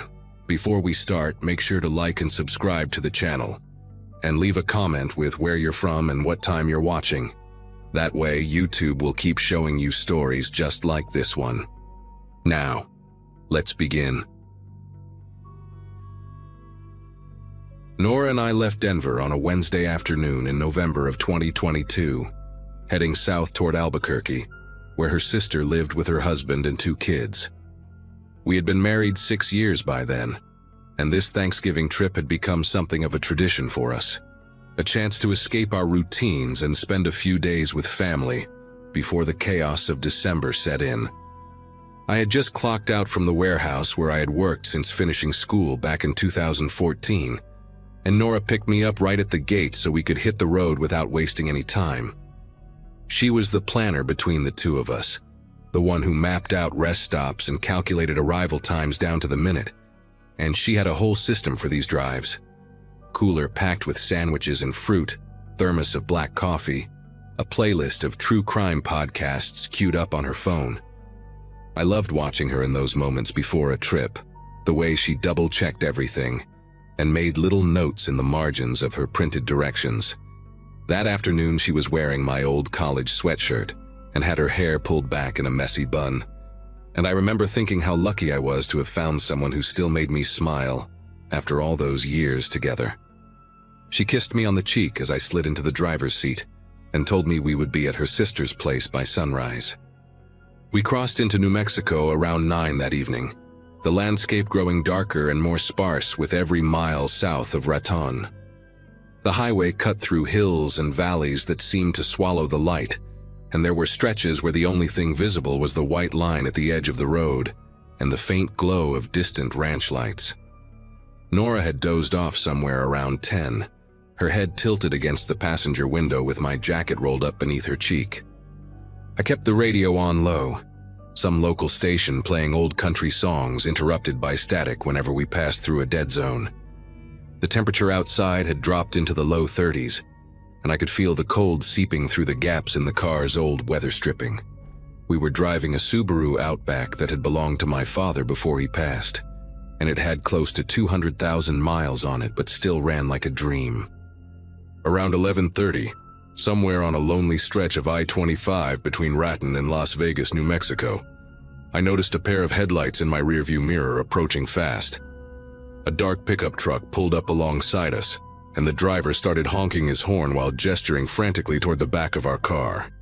I slowed down and rolled my window part way, squinting against the cold wind that rushed into the cabin. The man in the truck was yelling something I could not quite make out, but he kept pointing at our rear tire and making a slashing motion with his hand. Nora stirred awake beside me, blinking in confusion as she tried to understand what was happening. I told her someone was flagging us down, said it looked like we might have a flat or something dragging underneath. She rubbed her eyes and leaned forward to peer out the windshield at the truck that had now pulled ahead of us. The driver had his hazards on and was slowing to a stop on the wide shoulder about 50 yards up the road. I remember hesitating for just a second, something in my gut telling me to keep driving, but the logical part of my brain took over. If we really did have a flat tire, driving on it would destroy the rim and leave us stranded in an even worse spot.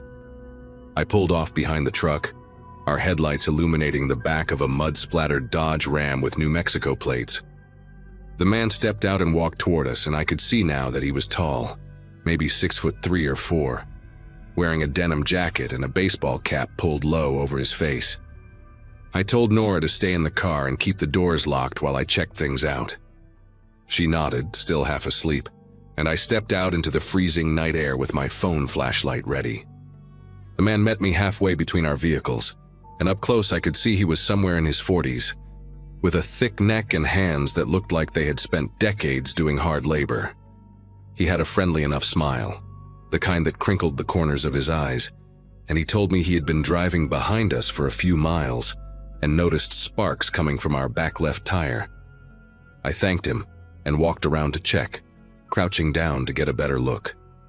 The tire seemed fine to me, fully inflated. No visible damage, no loose hubcap or anything that would cause sparks. I stood up and turned to tell him it looked okay, and that is when I saw he had moved much closer than before. He was standing maybe 3 feet away now, his smile gone, replaced by an expression I still cannot describe properly. It was blank, completely empty, like a mask someone had forgotten to put features on. I asked him if he saw which tire it was, trying to keep my voice steady, and he just tilted his head slightly to one side without answering. The next few seconds happened so fast that my memory has broken them into fragments, like photographs shuffled out of order. I remember turning back toward our car, wanting to put distance between myself and this man whose whole demeanor had shifted into something predatory. I remember seeing Nora's face through the windshield, her eyes wide with alarm as she watched the scene unfold. And then I felt a hand grab my shoulder from behind, thick fingers digging into the muscle hard enough to leave bruises I would still have a week later. I spun around and saw something metal flash in the dim glow of the headlights, a blade about 6 inches long that he had pulled from somewhere inside his jacket. He did not say a word. He just swung at me in a horizontal arc aimed at my throat, and the only reason he missed was because I stumbled backward and tripped over my own feet. I hit the gravel hard, the impact knocking the wind out of me, and I heard Nora scream from inside the car. The man stepped over me like I was nothing more than an obstacle, his boots crunching on the frozen ground as he walked calmly toward the driver's side door, where Nora was fumbling with her phone.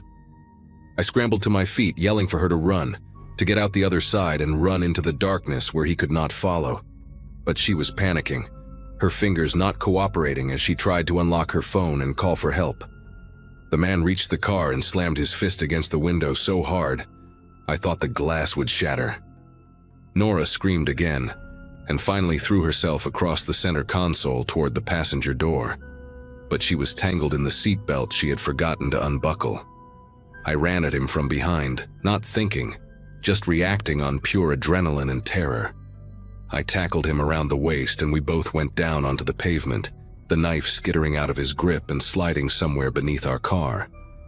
He was stronger than me, much stronger, and within seconds he had flipped our positions and pinned me to the ground with his knee on my chest.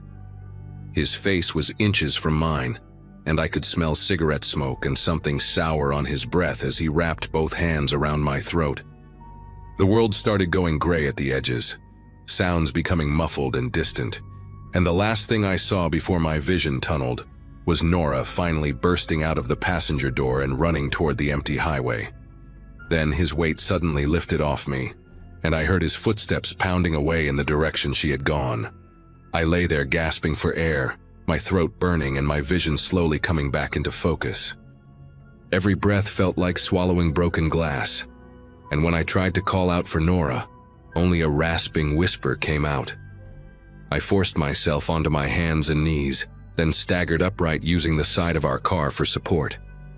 The highway stretched out in both directions, empty and silent except for the wind howling across the open plain. I could not see Nora. I could not see the man. The darkness beyond our headlights was absolute, a wall of black that could have been hiding anything. I stumbled forward, following the direction I had seen her run, my legs barely cooperating as the adrenaline started to fade and the pain set in. I called her name over and over, my voice getting stronger with each attempt, but the only answer was the wind. About 200 yards from the car, I found her shoe, a white sneaker she had been wearing since we left Denver, lying on its side in the middle of the road. I picked it up and kept walking, kept calling, kept praying to a God I had not spoken to in years. I found her maybe 50 yards further, just off the shoulder where the gravel gave way to scrub brush and frozen dirt. She was lying on her back, completely still, her eyes open and staring at the stars. The front of her sweatshirt, my old college sweatshirt, was dark and wet in a way that I understood immediately but refused to accept. I dropped to my knees beside her and grabbed her hand, and it was still warm, still felt like her, but there was no pulse beneath my fingers. I kept saying her name, kept telling her to wake up, kept promising that help was coming and everything would be okay. But she did not blink. She did not breathe. The wound across her throat was deep, almost surgical in its precision, and the blood had already stopped flowing because there was none left to flow. I do not know how long I knelt there holding her hand in the freezing dark. It could have been 5 minutes or an hour. Time had stopped meaning anything at all. At some point, I became aware of headlights approaching from the north, a semi-truck that slowed as it passed our abandoned car, and then pulled onto the shoulder when the driver saw me kneeling in the brush. He was a heavy-set man in his 60s named Hank, and he called 911 while wrapping his own jacket around my shoulders because I had started shaking so violently I could barely speak. The police arrived first, 2 state troopers in separate vehicles with their lights painting the desert in alternating flashes of red and blue. Then came the ambulance, then more police, then a detective in an unmarked sedan who introduced himself as Sergeant Philip Reeves. I told them everything I could remember, my voice hollow and mechanical as I described the truck, the man, the fake warning about our tire. They took photographs of the bruises on my throat, the scrapes on my palms from hitting the gravel, the shoe I was still clutching in my hands like some kind of talisman. Someone draped a thermal blanket over me and guided me to the back of an ambulance where a paramedic checked my vitals and shined a light in my eyes. I watched from there as they set up a perimeter around Nora's body, as they photographed the scene from every angle, as they eventually covered her with a white sheet that seemed to glow against the dark ground.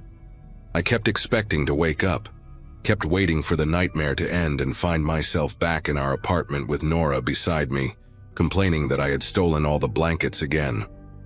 But the cold was too real, the pain in my throat too sharp, the image of her empty eyes burned too permanently into my memory. The investigation moved faster than I expected, though the days and weeks that followed are mostly a blur of police stations and funeral arrangements and phone calls I do not remember making. The pickup truck was found abandoned 2 days later at a rest stop near Santa Fe, wiped clean of fingerprints but not clean enough to erase everything. Forensic technicians pulled DNA from a cigarette butt in the ashtray, and a partial fingerprint from the rearview mirror that the killer had missed. They matched both to a man named Boyd Driscoll, 44 years old, with a record of assault charges in 3 different states and a warrant out of Texas for a similar attack on a couple near Amarillo 2 years earlier. That couple had survived, barely, because another driver happened to pull over before Driscoll could finish what he started. The FBI joined the case when they connected him to at least 2 other highway attacks across the Southwest, a pattern of violence targeting travelers on isolated stretches of road late at night. They found him 17 days after Nora died, hiding in a trailer park outside of Flagstaff, Arizona, living under a fake name and working cash jobs at a nearby ranch. He did not resist when they came for him. According to the agents who made the arrest, he smiled when they read him his rights, like the whole thing was some kind of game he had finally gotten tired of playing. The trial took place in Albuquerque the following spring, and I sat in that courtroom every single day for 3 weeks straight. Nora's sister sat beside me, her hand gripping mine so tight it left marks, and together we listened as prosecutors laid out the evidence piece by piece. The DNA, the fingerprints, the testimony from the couple in Texas who identified Driscoll as the man who had attacked them on a lonely highway outside of Amarillo. I had to testify too, had to sit on that stand and describe every detail of the worst night of my life, while Driscoll watched me from the defense table with that same blank expression I remembered from the road. His lawyer tried to argue that the evidence was circumstantial, that someone else could have been driving that truck, But the jury saw through it. They deliberated for less than 4 hours before coming back with a guilty verdict on all counts, including first-degree murder. The judge sentenced him to life without the possibility of parole, and when they led him out of the courtroom in handcuffs, he turned and looked directly at me. He did not say anything, did not smile, just stared for a long moment before the bailiffs pushed him through the door. I have seen that look in my dreams more times than I can count. It has been almost 2 years now, and I still cannot drive at night without feeling my chest tighten and my breathing go shallow. I sold the Subaru, sold our apartment, moved to a small town in Vermont where Nora and I had always talked about retiring someday. Her sister checks in on me every few days, sends me photos of her kids who are growing up so fast, reminds me that Nora would want me to keep living even when living feels impossible. I go to therapy twice a week and take medication that helps me sleep without dreaming. Some days are better than others. Some days I can almost convince myself that I am healing, that the weight on my chest is getting lighter, that eventually I will be able to remember Nora without seeing her lying in that frozen dirt with her eyes full of stars. But then I will hear a car horn honk unexpectedly, or see a dark pickup truck in a parking lot, or notice someone walking a little too close behind me, and all of it comes rushing back like it happened yesterday. I am sharing this because I need people to understand that these things happen to real people on ordinary nights, when they are just trying to get from one place to another. If someone flags you down on an empty road, do not stop. Keep driving. Call 911 and let them check it out. Because the 5 minutes you save by being a good Samaritan might cost you everything you have ever loved.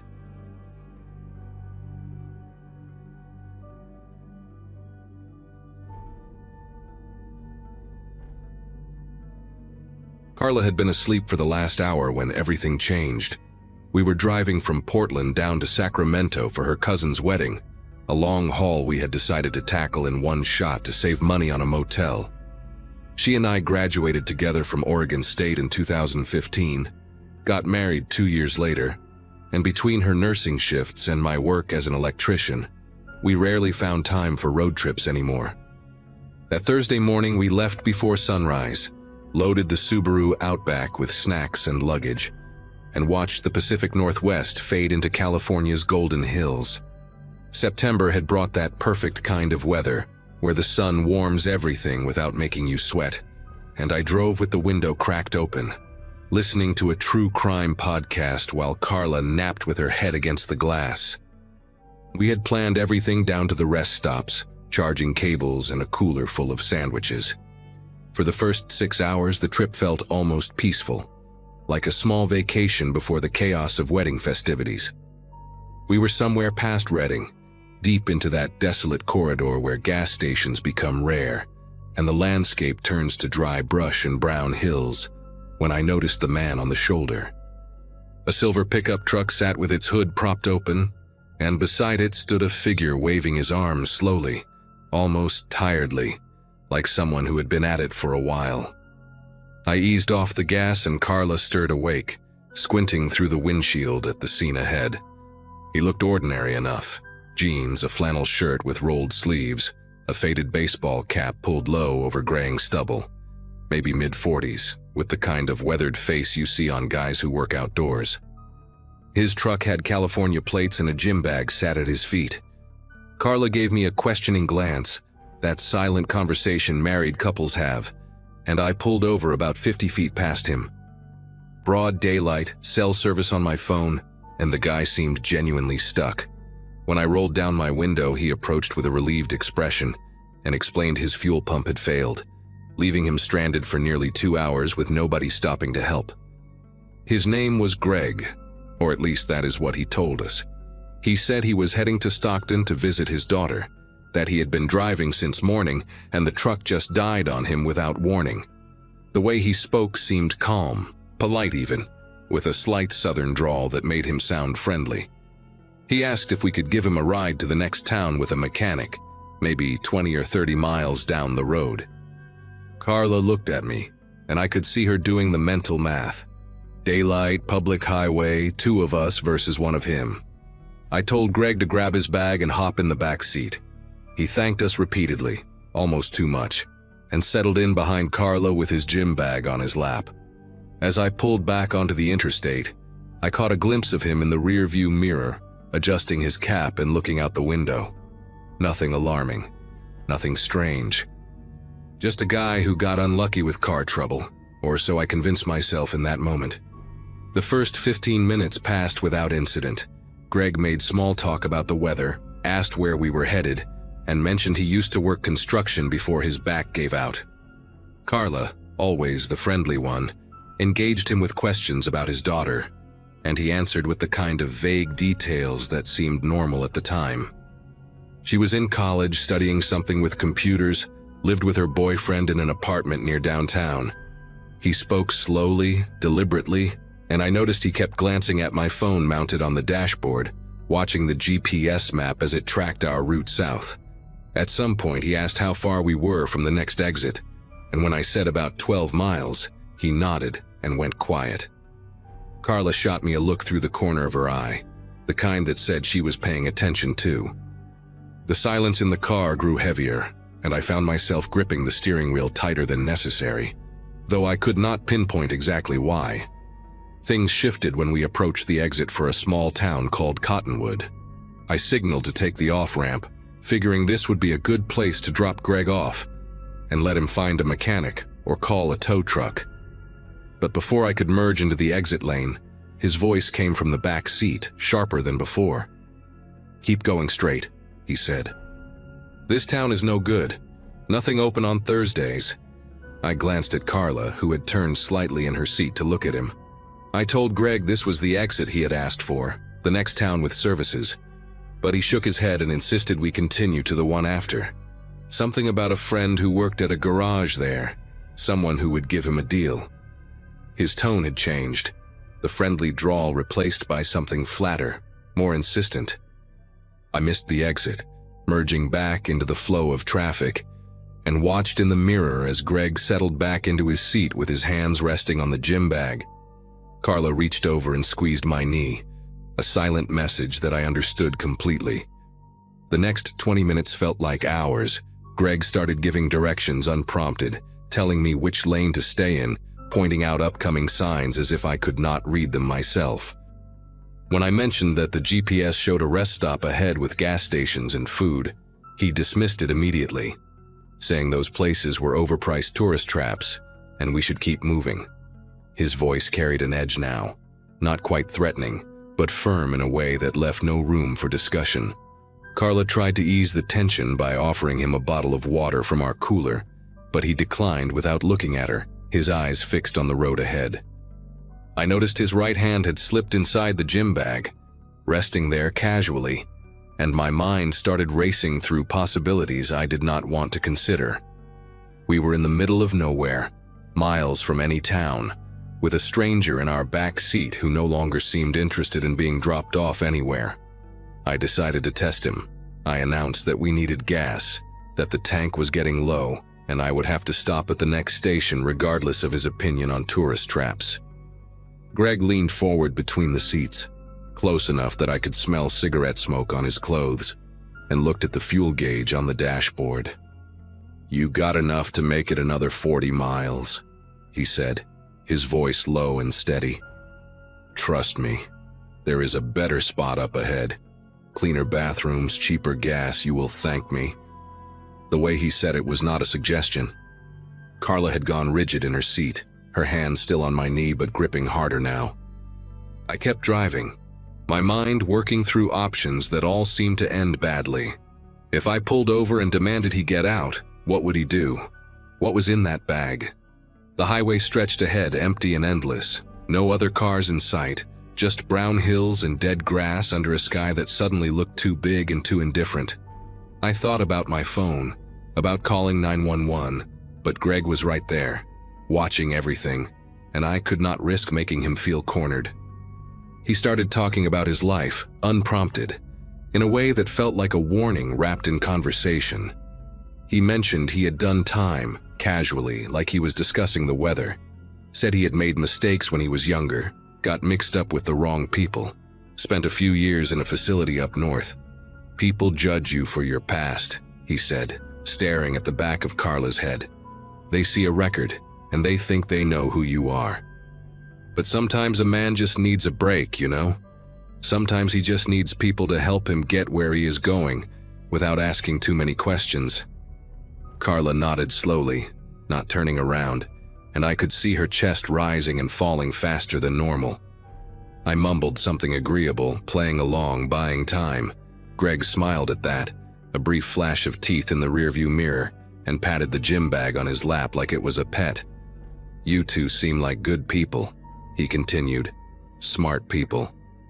The kind who understand that some situations are better handled quietly."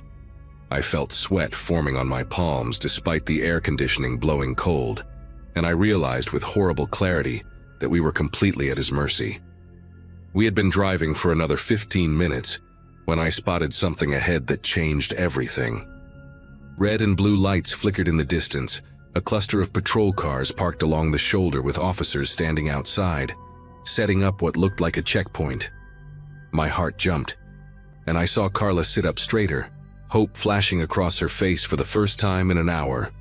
But Greg saw it too. He cursed under his breath and leaned forward again, his hand now fully inside the gym bag, gripping something I could not see. "Take the next exit," he hissed, his voice completely different now, all pretense of friendliness gone. "Do it now, before we get any closer." I looked at the GPS and saw an exit approaching in half a mile, a rural route that led into empty farmland with no towns marked for miles. My hands trembled on the wheel as I weighed my choices. If I took the exit, we would be alone with him on a deserted road with no witnesses. If I kept driving toward the checkpoint, I had no idea what he would do, what he would pull from that bag in desperation. Carla made the decision for me. She pointed at the dashboard and said, loud enough for Greg to hear, that the engine temperature was spiking, and we needed to pull over immediately or risk blowing the radiator. It was a lie. The gauge was fine, but she sold it with convincing panic in her voice. I understood instantly what she was doing. I flicked on the hazard lights and started slowing down, pulling toward the shoulder about a quarter mile before the checkpoint, close enough that the officers could see us but far enough that Greg might feel he had a chance to run. "What are you doing?" he demanded, his voice rising. I told him the car was overheating, that I had no choice, that we would be stuck on the highway if I did not stop. He looked at the police lights ahead, then at the open fields beside us, calculating his options. For a long, terrible moment, I thought he was going to do something violent. I could feel it in the air, that electricity before a storm breaks. Carla was pressed against her door, ready to jump out the second the car stopped, and I had already decided I would throw myself at him if he made any move toward her. The car rolled to a stop on the gravel shoulder, and for 3 seconds nobody moved. Greg stared at the police lights, then back at us, then at the open field stretching toward a line of trees maybe 200 yards away. I kept my hands visible on the steering wheel, trying to look as non-threatening as possible, giving him no reason to escalate. "Stay in the car," he said quietly, almost to himself, and then he grabbed his gym bag and opened the rear door. He did not run at first. He walked quickly but deliberately, heading away from the highway toward the tree line without looking back. Carla grabbed my arm and we both stayed frozen, watching him go, neither of us willing to move until he was far enough away. When he reached the edge of the field, maybe 50 yards out, he finally broke into a jog and disappeared into the brush.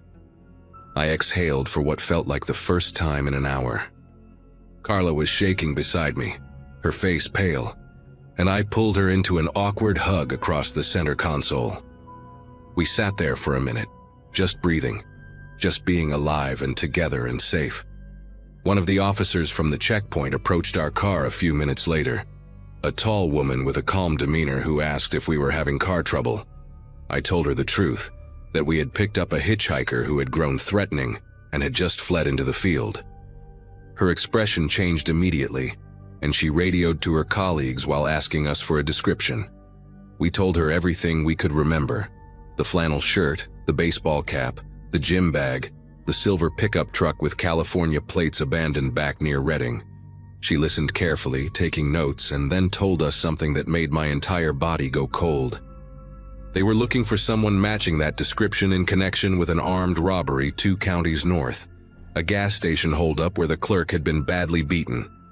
The man had carjacked a truck to escape and had been last seen heading south on this very highway. We had been driving for over an hour with someone capable of real violence sitting 3 feet behind my wife. The officer took our contact information and told us we might be called as witnesses, then let us continue on our way. Carla and I did not speak for the next 50 miles. We just held hands across the console, the radio off, the only sound the hum of the engine carrying us toward Sacramento and away from the worst day of our lives.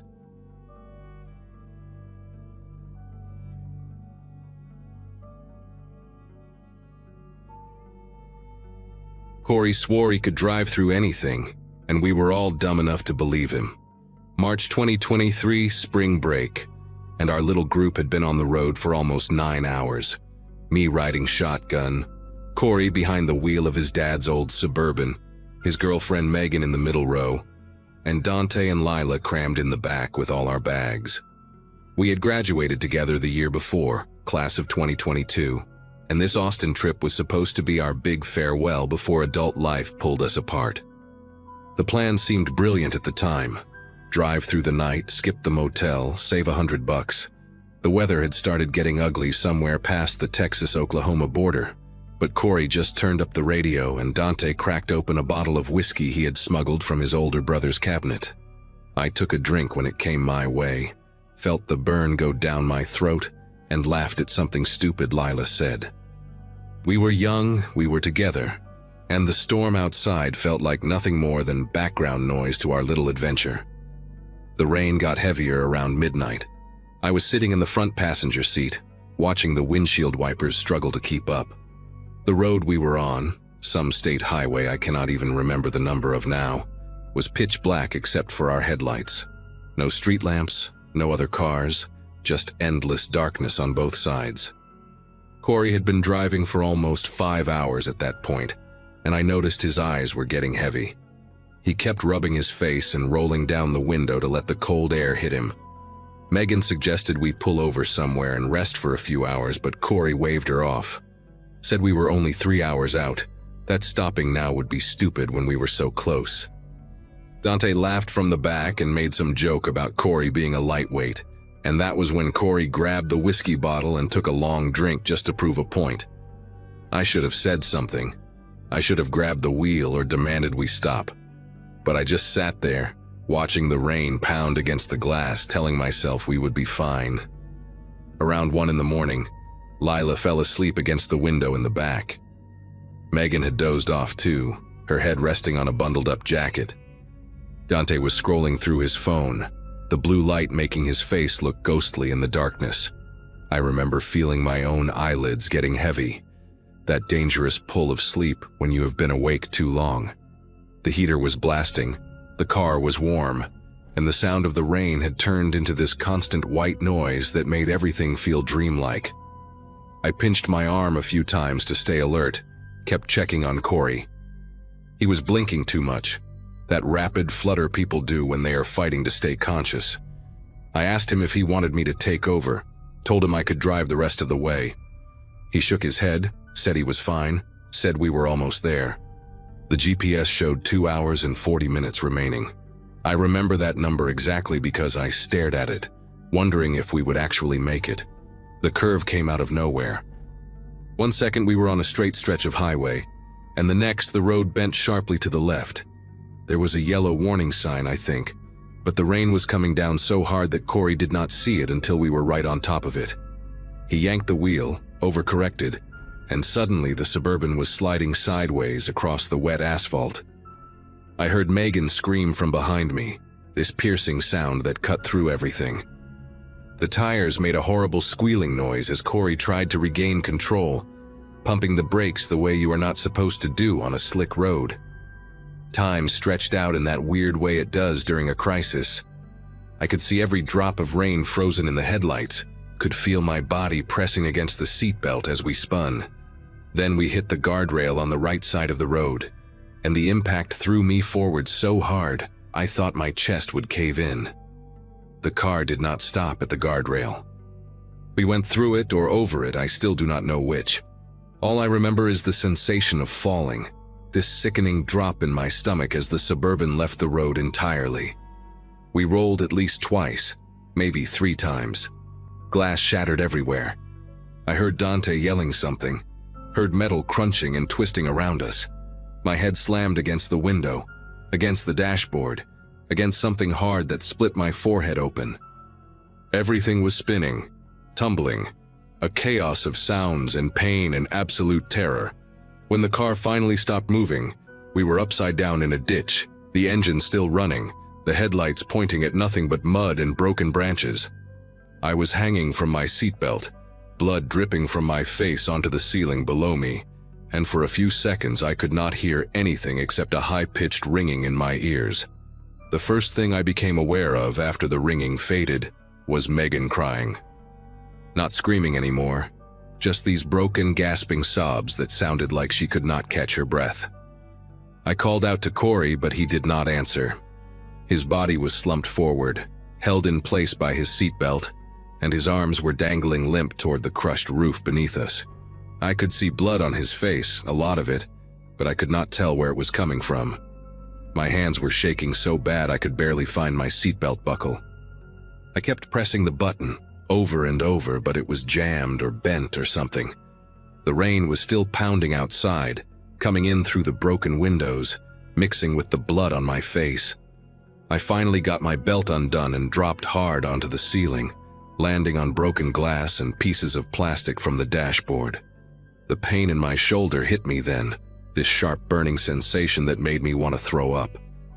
I think I dislocated it in the crash, but I did not know that yet. All I knew was that something was very wrong with my left arm. I crawled toward Corey first because he was closest. The whole front of the car was caved in, the steering wheel pressed up against his chest in a way that made my heart seize up. I grabbed his face, slapped his cheek a few times, kept saying his name like that would somehow wake him up. His eyes were closed, and there was a deep gash running from his hairline down to his eyebrow, blood pumping out in a steady rhythm that scared me more than anything. He was breathing, though. I could see his chest rising and falling in shallow little movements. Behind me, I heard Dante groaning and Lila calling out for help, her voice high and panicked. Megan had stopped crying and gone quiet, which was almost worse.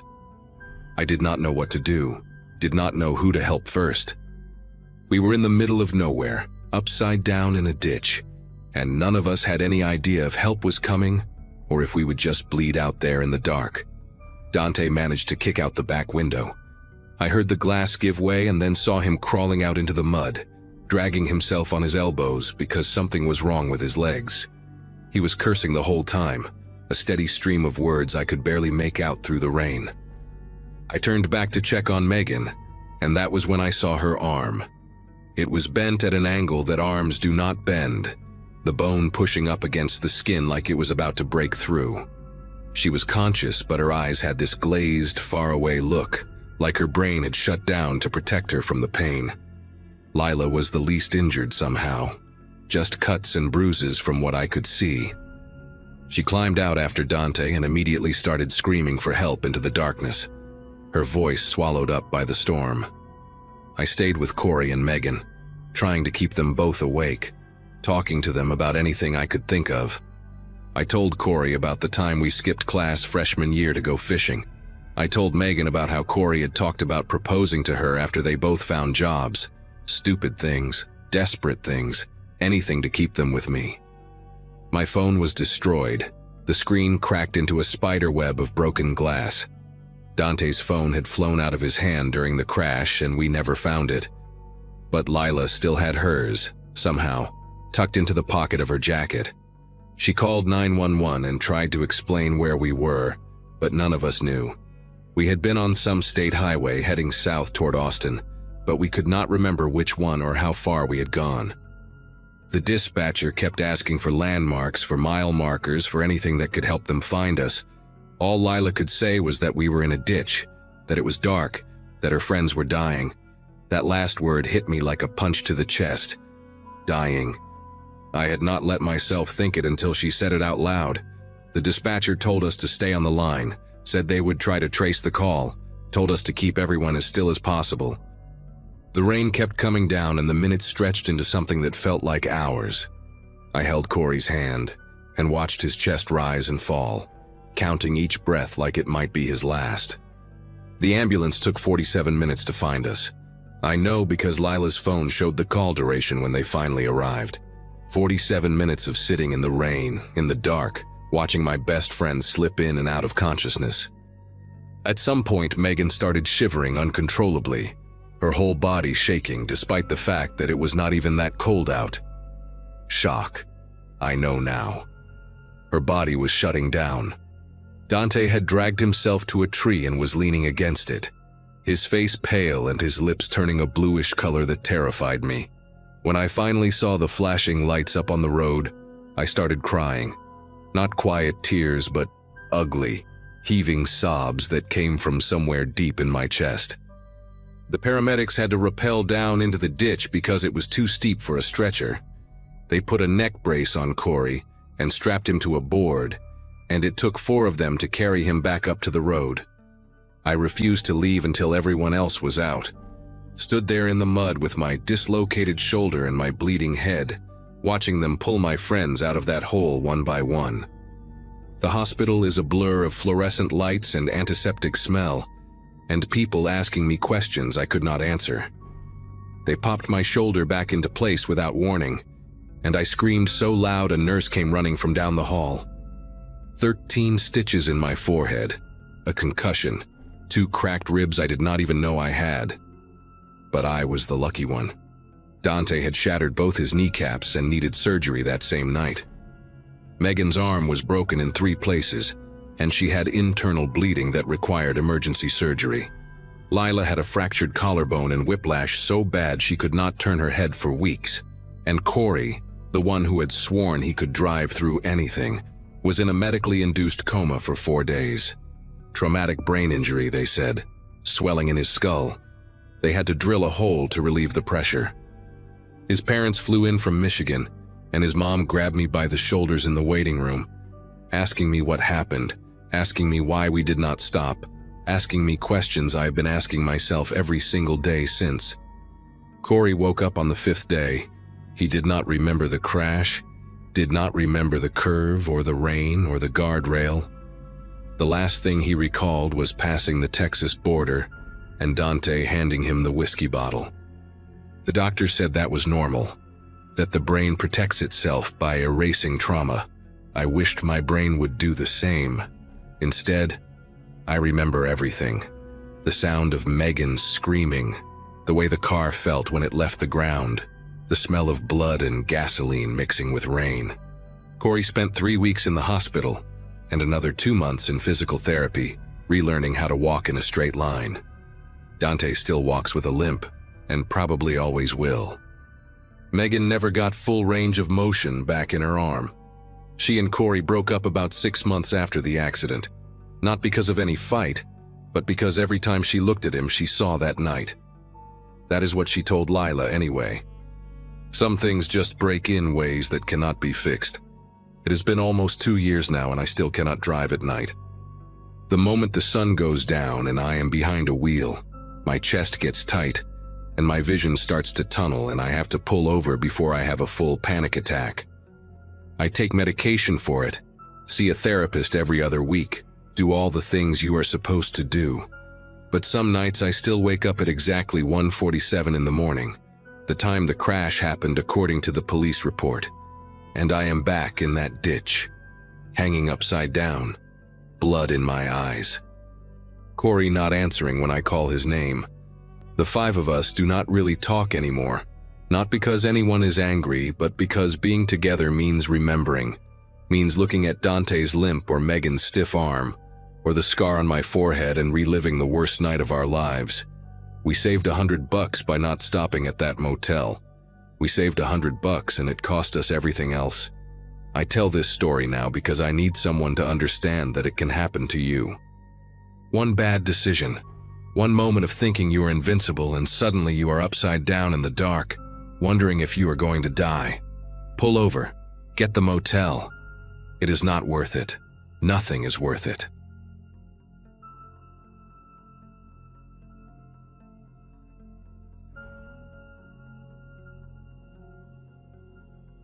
Patty and I had been married for 41 years.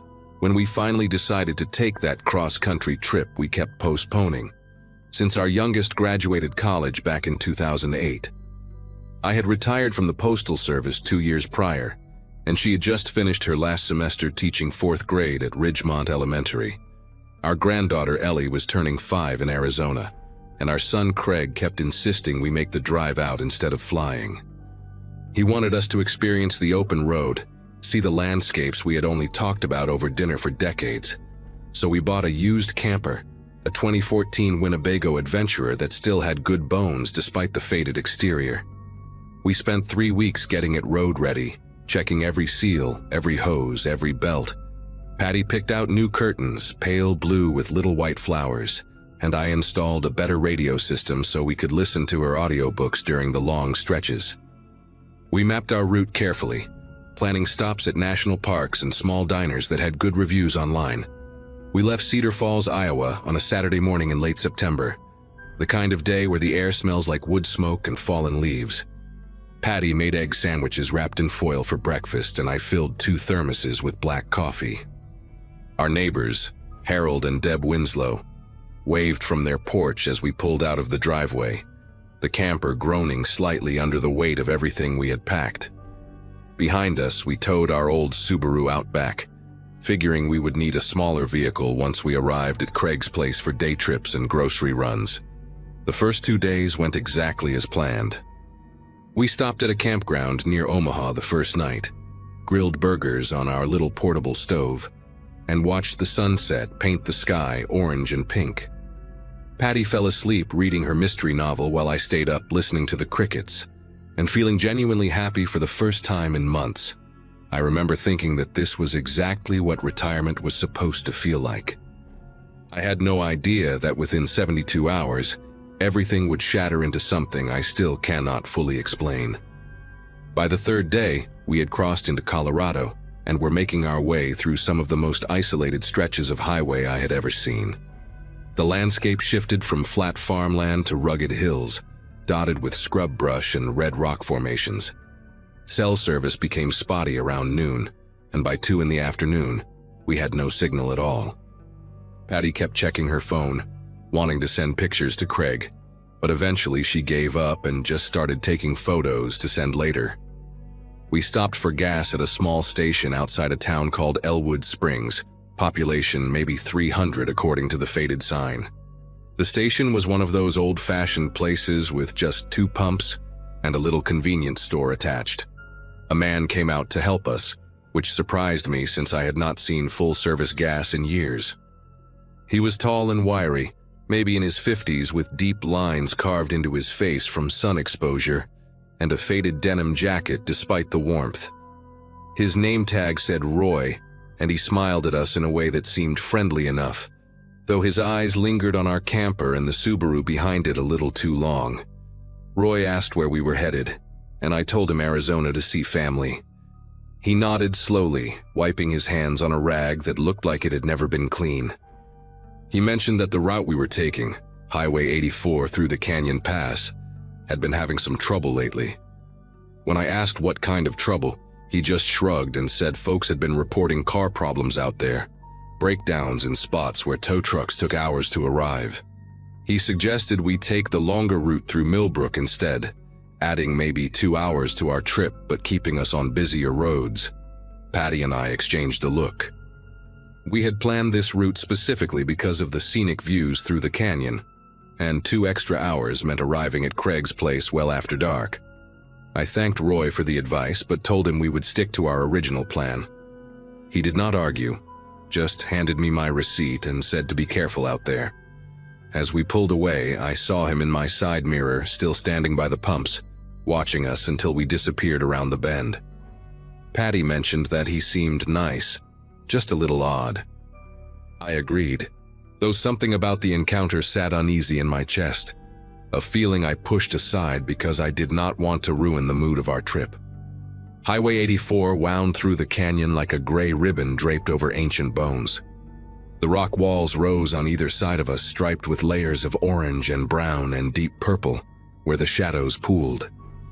Patty had her window down, snapping pictures every few minutes, marveling at formations that looked like castles, or sleeping giants depending on how the light hit them.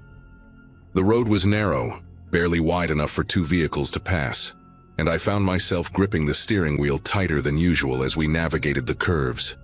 We had not seen another car in over an hour. The camper handled well enough, but towing the Subaru made everything feel heavier, more sluggish.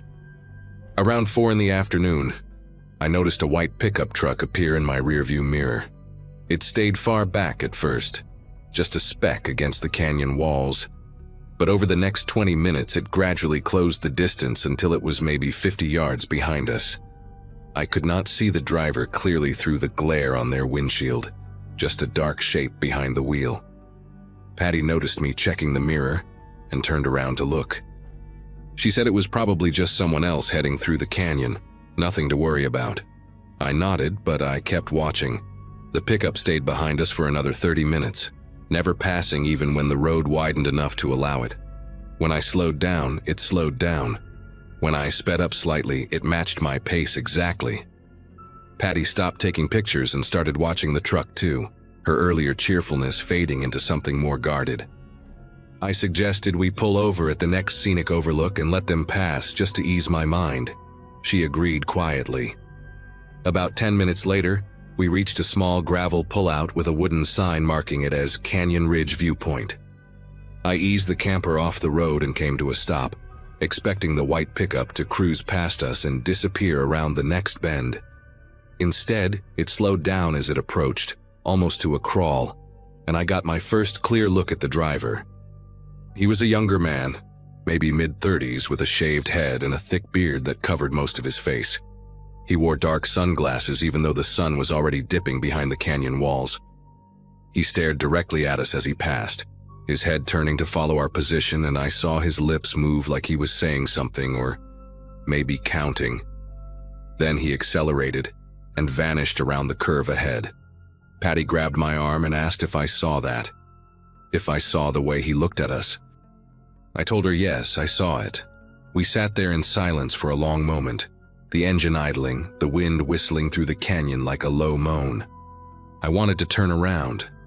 I told Patty we should head back to Elwood Springs, find a place to stay for the night, and take the alternate route in the morning. But she pointed out that we had already driven over an hour into the canyon, and going back would mean losing most of the daylight we had left. The map showed a small town called Hadley about 45 minutes ahead, and she suggested we push through, get to Hadley, and stop there instead. It made sense logically, and I told myself the man in the pickup was probably just some local who was curious about out-of-state plates. People in isolated areas noticed strangers. It did not have to mean anything sinister. So I put the camper back in drive and pulled onto the highway, checking my mirrors constantly, scanning the road ahead for any sign of that white truck. For the next 20 minutes, the drive was uneventful. The canyon walls began to shrink as we climbed higher, and patches of pine forest started appearing on the slopes. Patty relaxed a little, commenting on how pretty the trees looked in the golden afternoon light. I let myself breathe again. Maybe we had overreacted. Maybe the guy was just odd, nothing more. Then we came around a sharp bend and I had to slam the brakes so hard that Patty lurched forward against her seatbelt, and our coffee thermos flew off the dashboard onto the floor.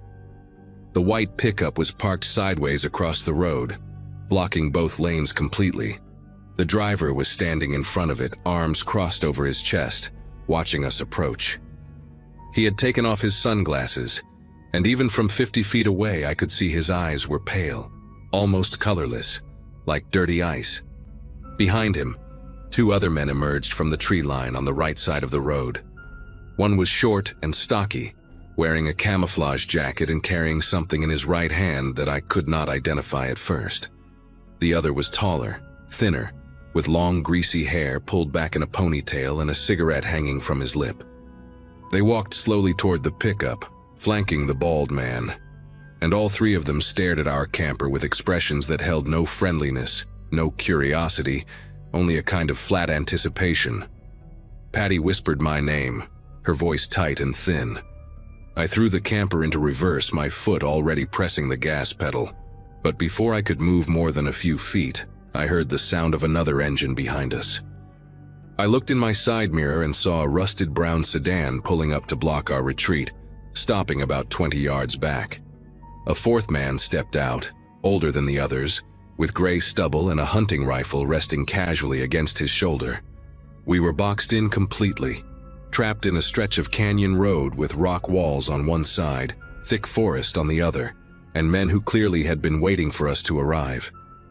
Patty begged me to do something, anything, but my mind went blank with a kind of terror I had never experienced before. 41 years of marriage, 2 kids raised, a whole life built on routine and predictability, and none of it had prepared me for this moment. The bald man started walking toward us, his boots crunching on the gravel, and he motioned for me to roll down my window. I did not move. He stopped about 10 feet from my door and tilted his head like he was studying an animal in a cage. Then he spoke, his voice calm and almost friendly, telling me that we could do this the easy way or the hard way, and that the easy way meant stepping out of the vehicle with our hands visible and cooperating. He said they were not going to hurt us if we behaved, that they just wanted the camper and whatever cash we had, and then they would let us walk to Hadley on foot. I wanted to believe him. Part of me was desperate to believe that this was just a robbery, that we would lose our belongings but keep our lives. But I looked at the other men, at their faces, at the way the stocky one kept tapping whatever was in his hand against his thigh, and I knew in my gut that they had no intention of letting us walk anywhere. Patty knew it too. She reached over and squeezed my hand so hard I felt her rings dig into my skin. I made a decision in that moment that still haunts me. I told Patty to hold on, and then I floored the gas pedal in reverse, aiming straight for the brown sedan behind us. The older man dove out of the way, dropping his rifle, and I heard the sickening crunch of metal as the Subaru we were towing slammed into the sedan's front end. The impact jolted us hard, and I heard glass shatter somewhere behind me, but the sedan spun sideways just enough to create a gap on the left side of the road. I threw the camper into drive and cranked the wheel, tires screaming against the asphalt as I tried to squeeze through. The bald man lunged at my window, his fist connecting with the glass and leaving a spiderweb crack across my line of sight. The stocky one ran alongside us, and I finally saw what he was carrying, a crowbar which he swung at the camper's side panel with a sound like a thunderclap. But we were moving, gaining speed, and I kept my foot pressed to the floor even as the camper rocked and shuddered from the damage. In my mirror, I saw the men scrambling back to their vehicles, and I knew we had only bought ourselves minutes at most. Patty was crying, asking if I was okay, asking what we were going to do, and I had no answers for her. All I could do was drive. The camper was struggling. Whatever damage the collision had caused, I could feel it in the way the steering pulled hard to the right, and the engine made a grinding noise that had not been there before. The Subaru behind us was dragging badly, one of its front tires blown out and scraping against the pavement in a shower of sparks. I knew we could not keep going like this for long. Patty checked her phone again, praying for a signal, but there was nothing. The road climbed higher, twisting through dense pine forest now, the canyon walls long behind us. I checked my mirrors every few seconds, expecting to see headlights, but the road behind us stayed dark. Maybe we had disabled their vehicles enough to slow them down. Maybe they had given up. I did not believe either possibility, but I let myself hope. About 15 minutes later, the camper started shuddering violently, and a horrible burning smell filled the cab. Patty pointed at the temperature gauge, which had climbed all the way into the red. The radiator must have been damaged in the collision. I had no choice but to pull over before the engine seized completely. I found a dirt road that branched off the highway, partially hidden by overgrown brush, and I turned onto it, driving about a quarter mile until we were out of sight from the main road. Then I killed the engine and we sat there in the sudden silence, listening to the ticking of hot metal and the distant sound of wind moving through the trees. I told Patty we needed to abandon the camper. On foot, in the dark, we might have a chance of hiding until morning, and then we could find our way to Hadley or flag down a passing car. She did not argue. We grabbed what we could carry quickly: water bottles, a flashlight, her phone even though it was useless, my wallet with our cash and cards. I thought about the Subaru, but one look at its mangled front end told me it was not going anywhere. As we climbed out of the camper, the forest around us felt enormous and alive, every rustle of leaves making my heart pound. We started walking deeper into the woods, away from the dirt road, trying to move quietly through the underbrush. Patty held my hand so tight I could feel her pulse racing against my palm. We walked for maybe 20 minutes, stumbling over roots and rocks in the fading light, until we found a small ravine with a rocky overhang that offered some concealment. We crawled underneath and pressed ourselves against the cold stone, barely breathing, waiting. The darkness came fast, swallowing the forest in shades of black and gray. And then, from somewhere back toward the highway, I heard the sound of engines. More than one. They had found us, or at least found where we had turned off. Patty buried her face against my shoulder to muffle any sound, and I wrapped my arms around her, feeling her whole body tremble. Headlights flickered through the trees in the distance, sweeping back and forth like searchlights, and I heard men's voices calling out to each other, though I could not make out the words. We stayed under that overhang for hours. I do not know exactly how long because time stopped making sense in the darkness. At some point, the voices faded and the headlights disappeared, but neither of us dared to move. Patty fell into a kind of fitful half-sleep against my chest, whimpering softly every few minutes, and I stayed awake watching the shadows for any sign of movement. My legs cramped. My back ached from pressing against the stone. Mosquitoes found us and bit every inch of exposed skin, but I did not swat at them because even that small motion seemed too risky. Around what I guessed was 3 or 4 in the morning, I saw an orange glow rising above the tree line in the direction where we had left the camper. It flickered and grew brighter, and soon I could smell smoke drifting through the forest. They were burning it, destroying any evidence of what they had tried to do, or maybe just taking out their anger on our belongings since they could not find us. I held Patty tighter and watched the glow pulse against the sky until it finally began to fade with the first gray light of dawn. When the sun came up enough to see clearly, we crawled out from our hiding spot, stiff and exhausted and covered in dirt and bug bites. We started walking east, toward where I thought the highway should be, moving slowly and stopping every few minutes to listen for any sounds of pursuit. It took us almost 4 hours to reach a paved road, and another hour of walking along its shoulder before a truck driver spotted us and pulled over. His name was Glenn Barker, and he was hauling lumber down to Phoenix. He took one look at us, dirty and scratched up and clearly terrified, and told us to get in without asking any questions. He drove us straight to the sheriff's station in Hadley, and from there everything became a blur of statements and interviews and phone calls to Craig, who drove through the night to be with us. The police found our camper 2 days later, burned down to the frame in the spot where we had abandoned it. The Subaru was discovered about 6 miles away, stripped of its plates and anything valuable, left on the side of a logging road. They arrested a man named Wesley Grubb 3 weeks later, the bald one with the pale eyes, after he tried to pull the same scheme on another couple passing through. He had a record going back 20 years, armed robbery, assault, vehicle theft, and he was linked to at least 2 other disappearances in that region where the victims were never found. The other men scattered and were never identified, at least not that the police ever told us. Wesley never confessed to anything, never explained what they had planned to do with us if we had cooperated that day on the canyon road. I think about it sometimes, late at night when Patty is asleep beside me and the house is quiet. I think about what would have happened if I had not slammed that gas pedal in reverse, If I had believed his lie about letting us walk to Hadley, we would be 2 more names on a list of people who vanished on a lonely stretch of highway, and our son would have spent the rest of his life wondering what happened to his parents. We never took another road trip after that. The Winnebago was gone, and neither of us had any desire to replace it. Some roads are not meant to be traveled, and some memories cannot be left behind no matter how far you drive.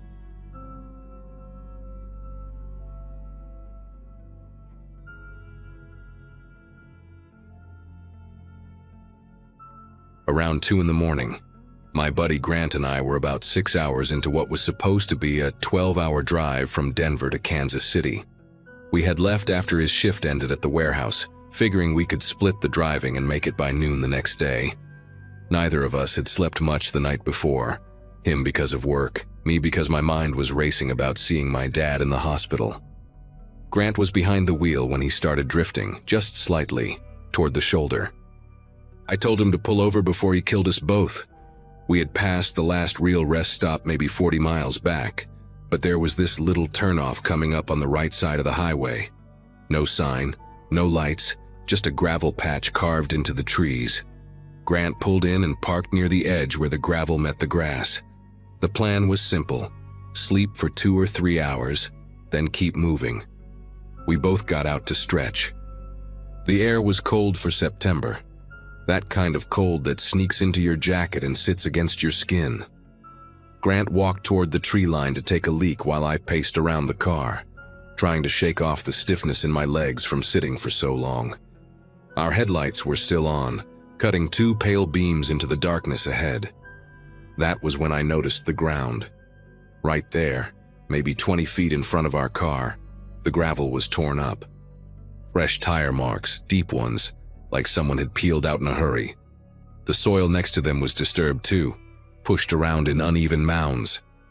I remember thinking it looked wrong, like someone had been digging or dragging something heavy. I called out to Grant, told him to come look at this. He zipped up and walked over, and we both just stood there staring at the ground, trying to make sense of it. Grant pulled out his phone and turned on the flashlight. The beam was weak, but it was enough to see more than we wanted to. The tire marks were fresh, I mean really fresh. The edges of the grooves were still sharp, not worn down by wind or rain. Whoever made them had been here within the last hour, maybe less. We followed the tracks with the light, and they curved hard toward the tree line before disappearing into the grass. That was when I caught the smell. It was faint at first, kind of sweet and chemical, like gasoline mixed with something else I could not identify. Grant smelled it too because he stopped moving and just stood there with his phone pointed at the ground. Neither of us said anything for a few seconds. We were both thinking the same thing, but neither of us wanted to be the one to say it out loud.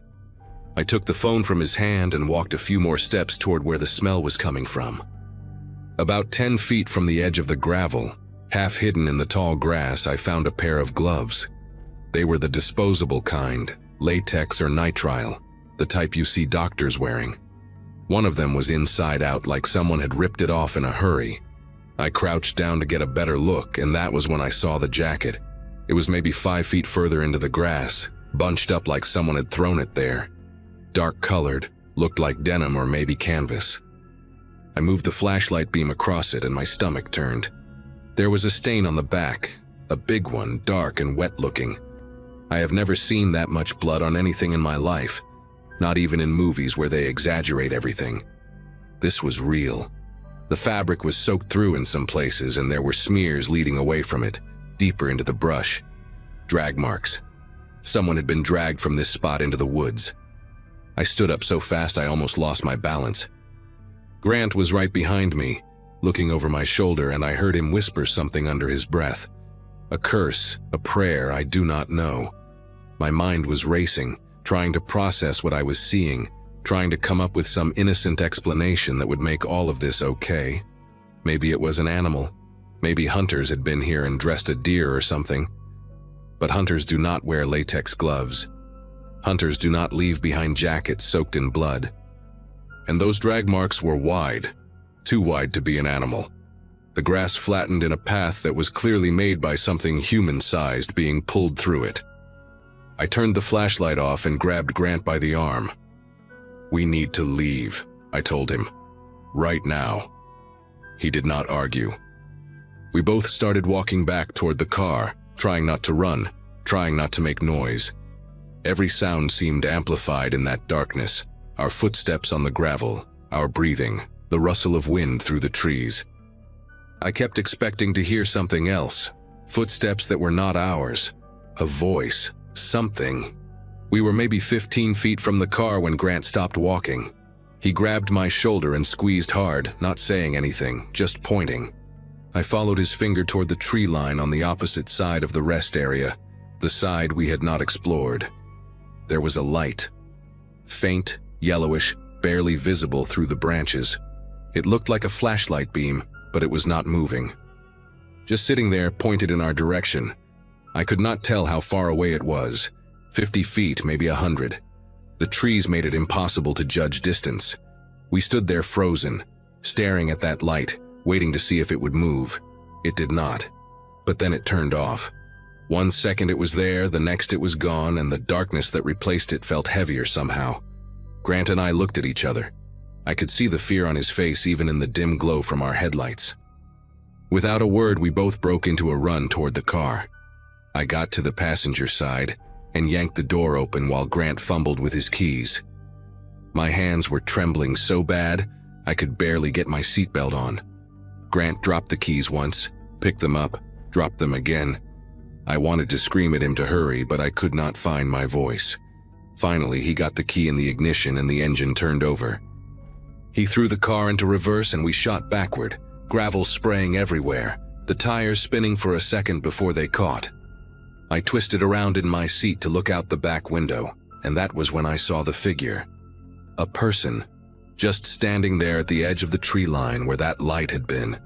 I could not make out any features, just a shape, dark against darker, watching us leave. Grant must have seen it too in the rearview mirror because he said something I will not repeat and floored the gas pedal. We hit the highway going way too fast, the back end of the car fishtailing before he got it under control. Neither of us looked back again. We drove in silence for the first 10 minutes. I kept checking the side mirror, expecting to see headlights behind us, expecting someone to be following. The road was empty.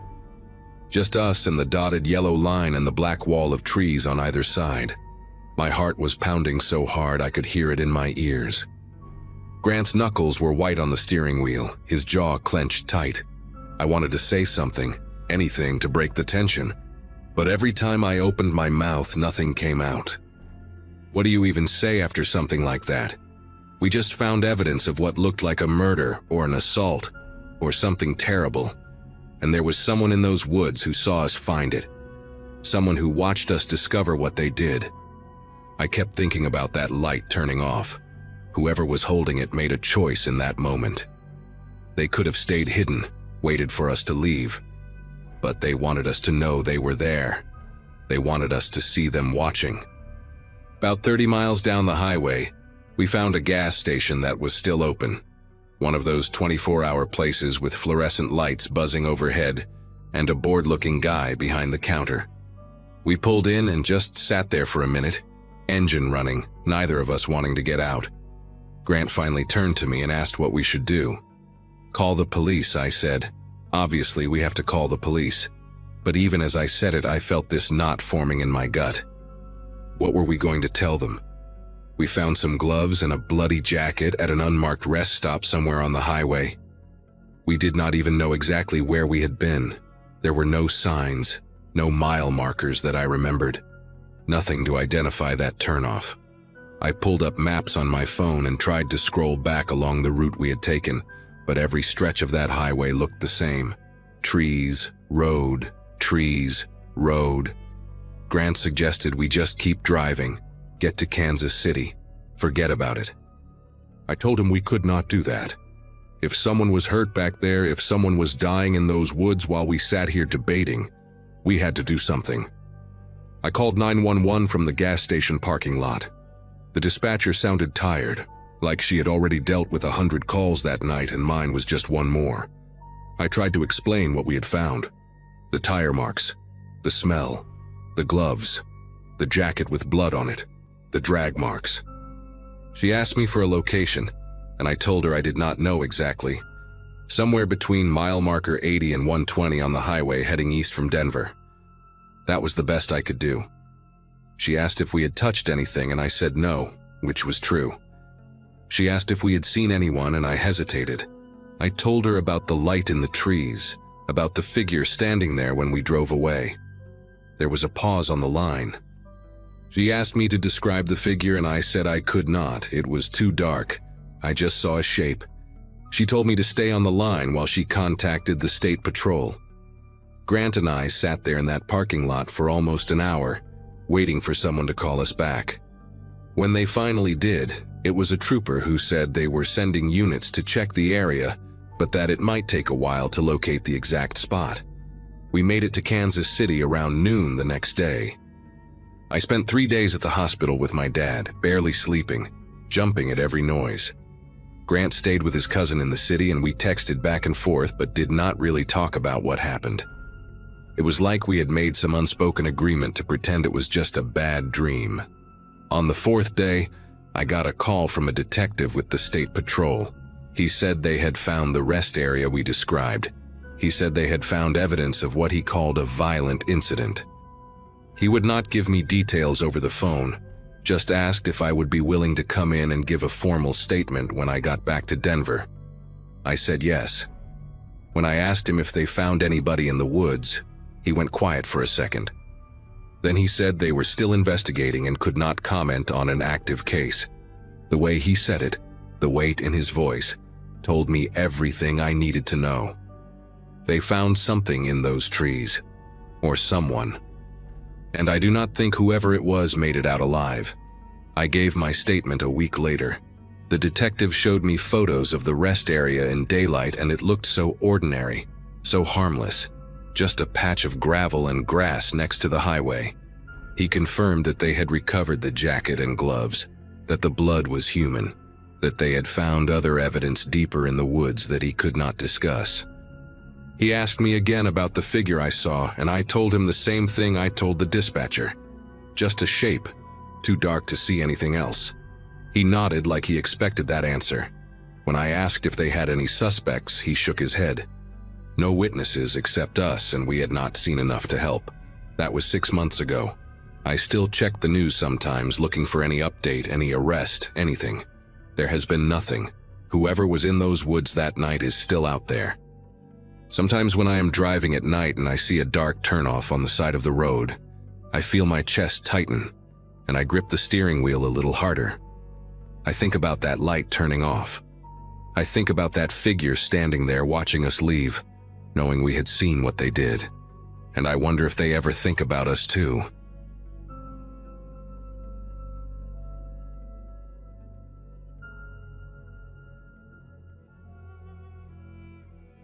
Five of us crammed into my buddy Garrett's old Chevy Suburban that Friday night in March 2024, heading from Austin to New Orleans for a bachelor party weekend. My friend Milo was getting married in 2 months, and we had rented a house in the French Quarter, pooled our money for the trip, and taken the day off work. I had just turned 26 the week before, still working as a paralegal at a small firm downtown. And this trip felt like the kind of escape I desperately needed after months of grinding through case files. Garrett drove first shift, Milo rode shotgun handling the playlist, and the rest of us, me, Owen, and Lucas, spread out in the back 2 rows with a cooler of sodas and enough snacks to survive an apocalypse. We left around 8 in the evening, figuring we would drive through the night and arrive by early morning. The energy in the car was electric. 5 guys in their mid-20s acting like teenagers again, laughing about old college stories and roasting Milo about finally settling down. We had been on the road for maybe 3 hours when we crossed into Louisiana, somewhere past the Texas border on a stretch of Interstate 10 that felt increasingly desolate.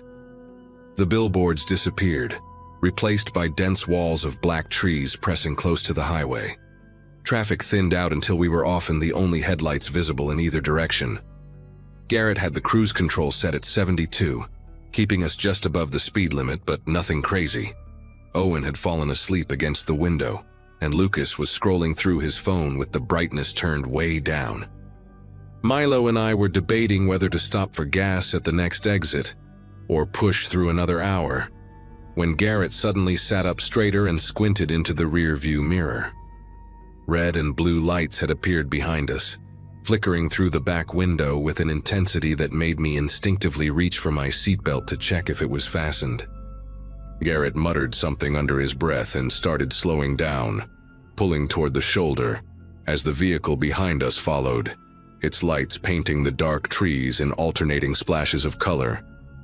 The first thing I noticed when we came to a complete stop was the vehicle itself. It was a dark-colored SUV, maybe black or deep navy, but it had no clear markings on the side, no sheriff's star, no state trooper emblem, no police written anywhere that I could see. The light bar on top looked almost homemade, like someone had mounted it themselves, and it sat slightly crooked on the roof. Owen woke up and asked what was going on, his voice groggy and confused. Lucas leaned forward between the front seats, trying to get a better look. We all just sat there in silence for what felt like forever, watching the figure inside the SUV through our mirrors. The driver's door finally opened, and a man stepped out, but he did not walk the way cops usually walk during a traffic stop. He moved too quickly, almost eagerly, and he approached the driver's side window without that cautious, hand-on-hip posture you see in every police procedural on television. He was carrying a flashlight, but he kept it pointed down at the ground instead of into our vehicle. Garrett rolled down his window about halfway, and the man leaned in closer than any officer had ever gotten during the few traffic stops I had witnessed in my life. He was wearing dark clothing, something that looked like a uniform but not quite right. The shirt was plain black with no badge, no name tag, no department patches. He had a belt with various items attached, but in the dim light I could not make out what they were. His face was gaunt, with deep-set eyes that caught the red glow from his own taillights, and he had a patchy beard that looked like it had been growing unchecked for weeks. The man smiled at Garrett, but it was the kind of smile that did not reach his eyes, the kind that made you want to look away. He asked for license and registration in a voice that was too casual, too friendly, like he was greeting an old neighbor instead of conducting an official stop.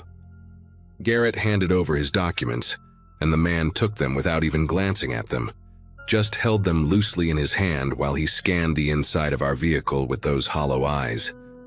He started asking questions, but none of them had anything to do with why he had pulled us over. He wanted to know where we were headed, which I guess was normal enough.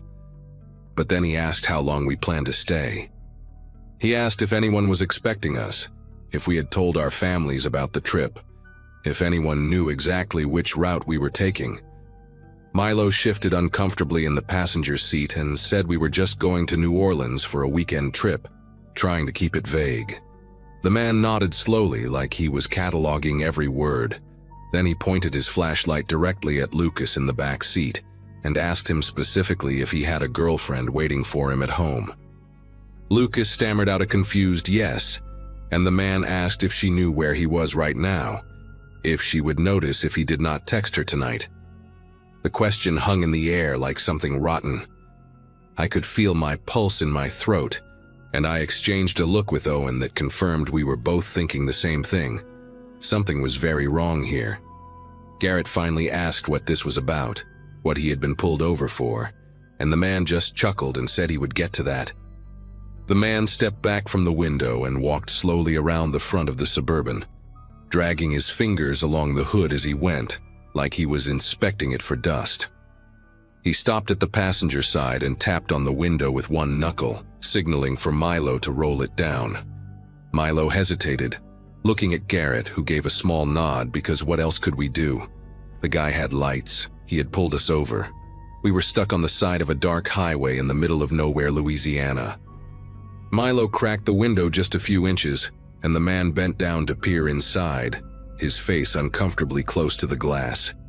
He asked Milo to step out of the vehicle. Just like that, casual as anything, like he was asking him to pass the salt.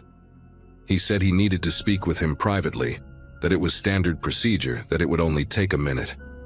My heart was hammering so hard I could hear it in my ears. Milo asked why, asked what he had done, and the man's expression flickered. Just for a second, something cold and irritated passed across his face before the fake friendliness returned. He repeated that he needed Milo to step out, and this time his voice had an edge to it.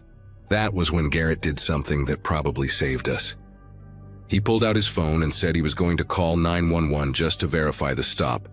Said he had heard about fake police incidents and wanted to make sure everything was legitimate. He said it calmly, almost apologetically, like he was embarrassed to be cautious. The man outside straightened up fast, and I watched his whole demeanor change in an instant. The fake smile vanished completely. His jaw tightened, and he took a step back from the vehicle, his eyes darting toward his SUV parked behind us. He told Garrett that would not be necessary, that he was wasting everyone's time, that we were free to go. Just like that.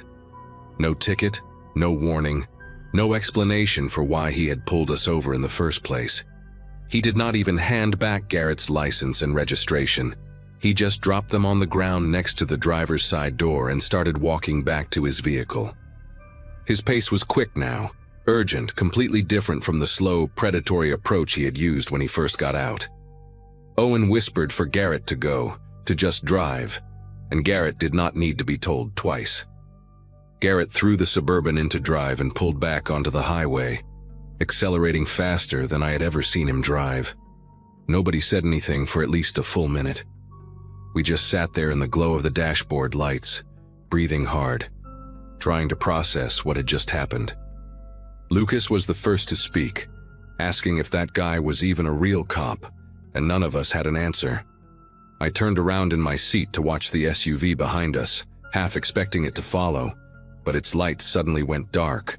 The red and blue stopped flashing, the headlights turned off completely, and the vehicle just sat there on the shoulder like a dead thing. Then it made a U-turn across the median, which no police officer would ever do, and disappeared in the opposite direction without any lights on at all.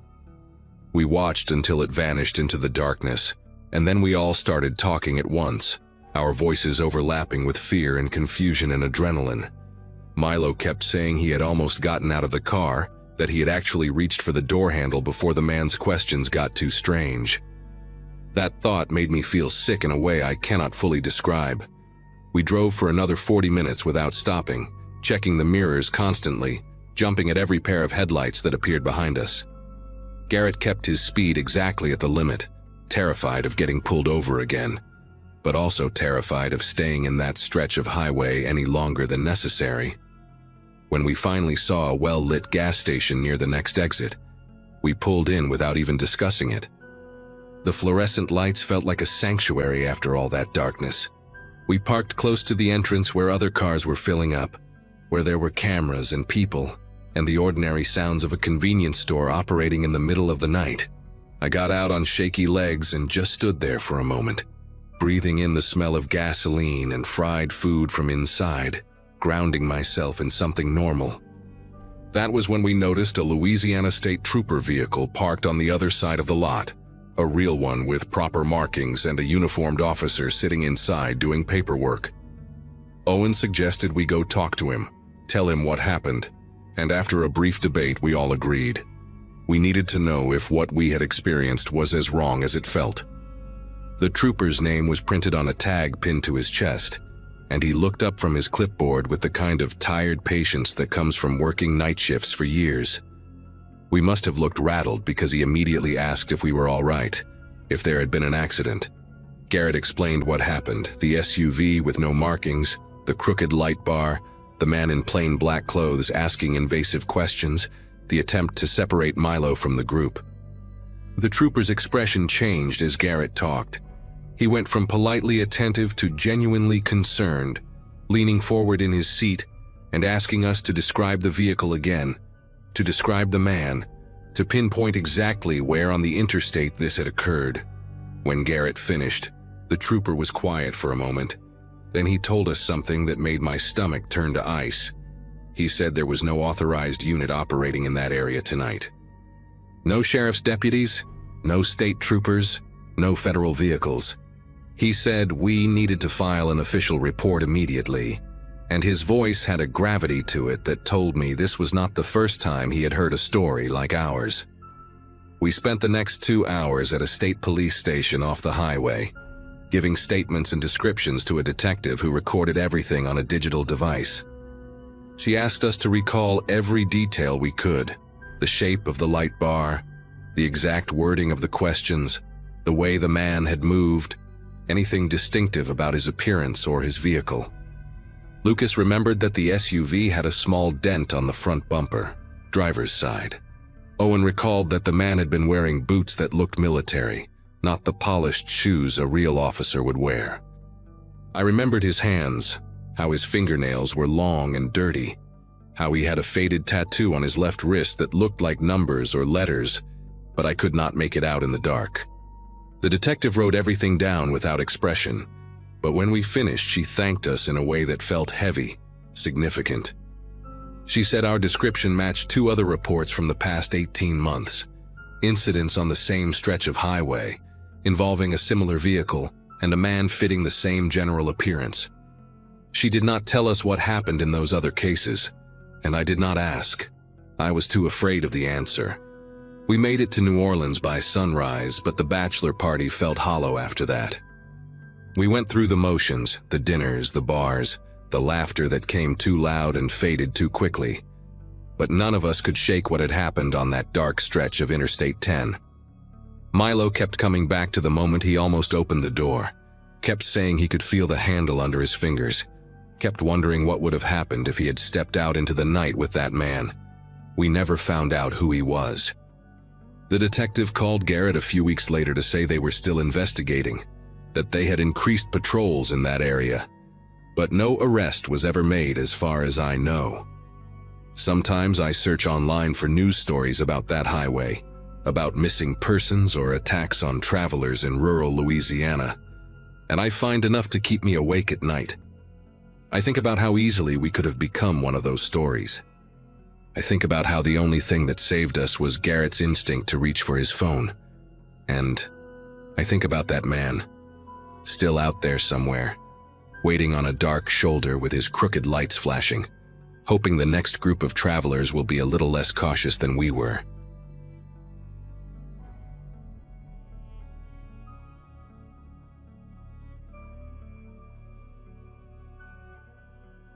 That morning marked the 3rd stretch of our drive across a wide, quiet part of the country, where towns felt more like suggestions than places. The trip was meant to reset things for us, a low-budget escape after months of stress, juggling work deadlines and school schedules. We were tired of chain hotels and figured a small roadside lodge would give us a story to laugh about later. The listing promised clean rooms, hot showers, and old-fashioned quiet, which sounded perfect after hours of engine noise. My partner Sarah was scrolling reviews while I drove, and none of them raised obvious alarms. The kids were restless but excited, counting down miles like it was a game. When the GPS told us to turn onto a narrow gravel road, I remember thinking how empty everything looked. Fields stretched out on both sides, and the silence pressed in the moment we slowed down. The lodge came into view like something paused in time, sitting back from the road with faded signage, and windows dulled by grime, paint peeled in long strips, and weeds pushed through cracks in the parking lot as if no one bothered fighting them anymore. No cars were parked outside, not even near the entrance, which felt strange for mid-afternoon. A single figure stepped out from the office door, a man with a stiff posture and clothes that looked slept in rather than worn. He spoke politely but didn't offer small talk, keeping his answers short and his eyes drifting past us instead of meeting them. The air smelled faintly of damp wood and something sour I couldn't place. Inside the office, half the lights were off, and a dusty fan hummed without moving much air. We exchanged a glance, the kind that says you're noticing the same thing but don't want to scare the kids yet. The room itself was functional but unsettling, like it had been cleaned just enough to pass a glance.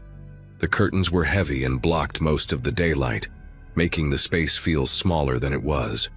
While unpacking, I noticed a thudding noise coming from somewhere behind the building, irregular and low, as if something heavy was being shifted around. Sarah tried opening a side exit near the vending machines, only to find it locked from the outside, which didn't make sense for a guest area. Another door near the back stairwell was blocked the same way. When I stepped out to get fresh air, I caught sight of items tucked behind a dumpster. A worn backpack, a single sneaker, and a phone case cracked down the middle. They weren't trash, not arranged like garbage, but hidden, pushed out of sight. The noise started again, closer this time, and the skin along my arms prickled despite the heat. We didn't announce our decision, but it happened all at once. Sarah quietly told the kids to put their shoes back on and grab their bags without asking questions. I walked to the office to return the key, and the man looked surprised, almost annoyed when I said we were leaving early. He didn't ask why, just took the key and slid it into a drawer, already full of them. Back outside, the sky was beginning to shift toward evening, shadows stretching longer across the empty lot.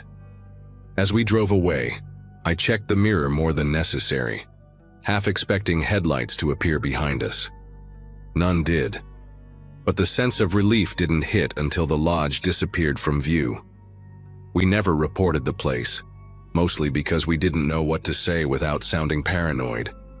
Even now, I think about those hidden belongings and wonder who they belonged to, and whether leaving before nightfall was the only reason we got back on the road safely.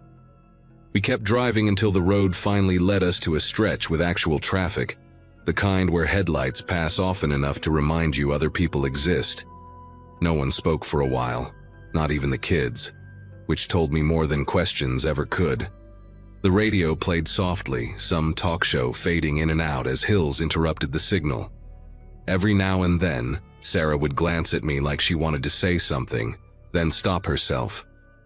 My thoughts kept circling back to the locked exits, the way they weren't jammed or broken but deliberately secured. That detail stuck with me more than the noise or the empty lot. It suggested planning, not neglect.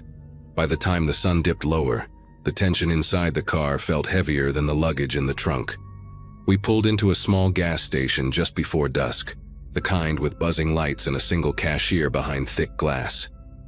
While filling up, I noticed my hands still weren't steady, even though we were clearly out in the open. Sarah took the kids inside to use the restroom, and I stayed by the pump, scanning the lot out of habit. A family minivan rolled in, then a pickup truck, and the normalcy of it all felt almost unreal. Inside, Sarah mentioned that one of the kids had asked why the doors at the lodge were locked, and she'd brushed it off as an old building issue. The lie sounded thin even to her own ears. We agreed not to stop anywhere isolated again that day, no matter how tired we got. As night settled in, the image of those items behind the building kept replaying in my head. They weren't weathered enough to have been there long, and they didn't belong together, which made it worse. I thought about going back earlier, convincing myself we were overreacting, but the idea of returning after dark made my chest tighten. At one point, Sarah suggested calling a non-emergency line just to report the locked exits and the abandoned feel of the place. We talked it through and realized we had no concrete proof of anything, just instincts and fragments. Still, instincts exist for a reason, and ignoring them had never ended well for anyone I knew. We decided that if we saw the lodge listed again during the trip, we'd leave a warning review without accusations, just facts. We reached a busier town late that evening and checked into a chain hotel that smelled like bleach and coffee. The relief was immediate and almost embarrassing, like we'd escaped something without knowing exactly what it was. The kids finally relaxed, laughing at the TV while eating snacks from a vending machine that actually worked. Sarah and I stayed up longer than usual, replaying the day in quiet voices, making sure our memories matched. Nothing else happened that night. No calls, no strange encounters. Just sleep that came hard but stayed. Even now, years later, I can't explain what that lodge was really used for. All I know is that leaving when we did felt like a decision that closed a door we were never meant to open. The next morning, the drive resumed under a pale sky, and the previous day felt unreal in a way that made details sharpen instead of fade. Every time we passed a turnoff toward open land, I felt a small spike of tension, like my body remembered something my mind wanted to shelve. The kids asked if we could ever go back to a place like that lodge, curious in the way only they can be, and Sarah answered quickly that some places just aren't meant for families. I replayed the man's expression when we returned the key, the way he didn't bother pretending to care. It wasn't hostility exactly, more like impatience, as if we'd interrupted a routine he expected to continue. That stuck with me more than the noise ever did. Routine implies repetition, and repetition implies others. A few days later, once we were back home and the trip had officially ended, I tried to look the lodge up again. The listing was still there, photos unchanged, descriptions still cheerful and vague. I scrolled through recent reviews and noticed something unsettling. Gaps. Weeks with nothing, then a sudden short, overly positive comment that read like it was written to fill space rather than describe a stay. I wrote a careful review of our own, sticking to what we experienced without speculation. I mentioned the lack of guests, the locked exits, and the belongings behind the building, choosing words that couldn't be brushed off as dramatic. Hitting post felt heavier than it should have, like tossing a note into deep water and hoping someone else would find it. Not long after that, the listing disappeared entirely. No explanation, no archived page, just gone. Sarah noticed it first and called me over, and we stared at the screen longer than necessary. I checked other booking sites, different spellings, even the map location itself. The place still existed on satellite view, but no accommodation information came up anymore. That was the closest thing to an answer we ever got, and it didn't feel comforting. If anything, it confirmed that something about that lodge didn't survive attention. We talked briefly about contacting authorities again, but with no listing and no new information, it felt like chasing a shadow. Life moved on, as it always does, but that day still surfaces in quiet moments. Sometimes it's triggered by a roadside sign advertising cheap rooms, or by a stretch of road where the silence feels too intentional. I don't tell this story to scare people away from travel or small towns. I share it because sometimes the safest decision doesn't come with proof or validation, just a strong internal warning. We trusted that warning and left while the sun was still up. Whatever happened at that lodge after dark, or before we arrived, remains unknown to us. And honestly, not knowing feels like the best possible outcome.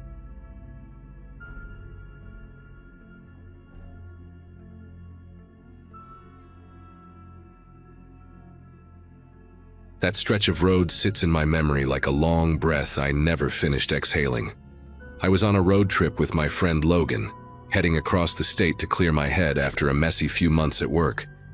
At the time, my life felt paused, like I was drifting between decisions, filling days with movement just to avoid sitting still.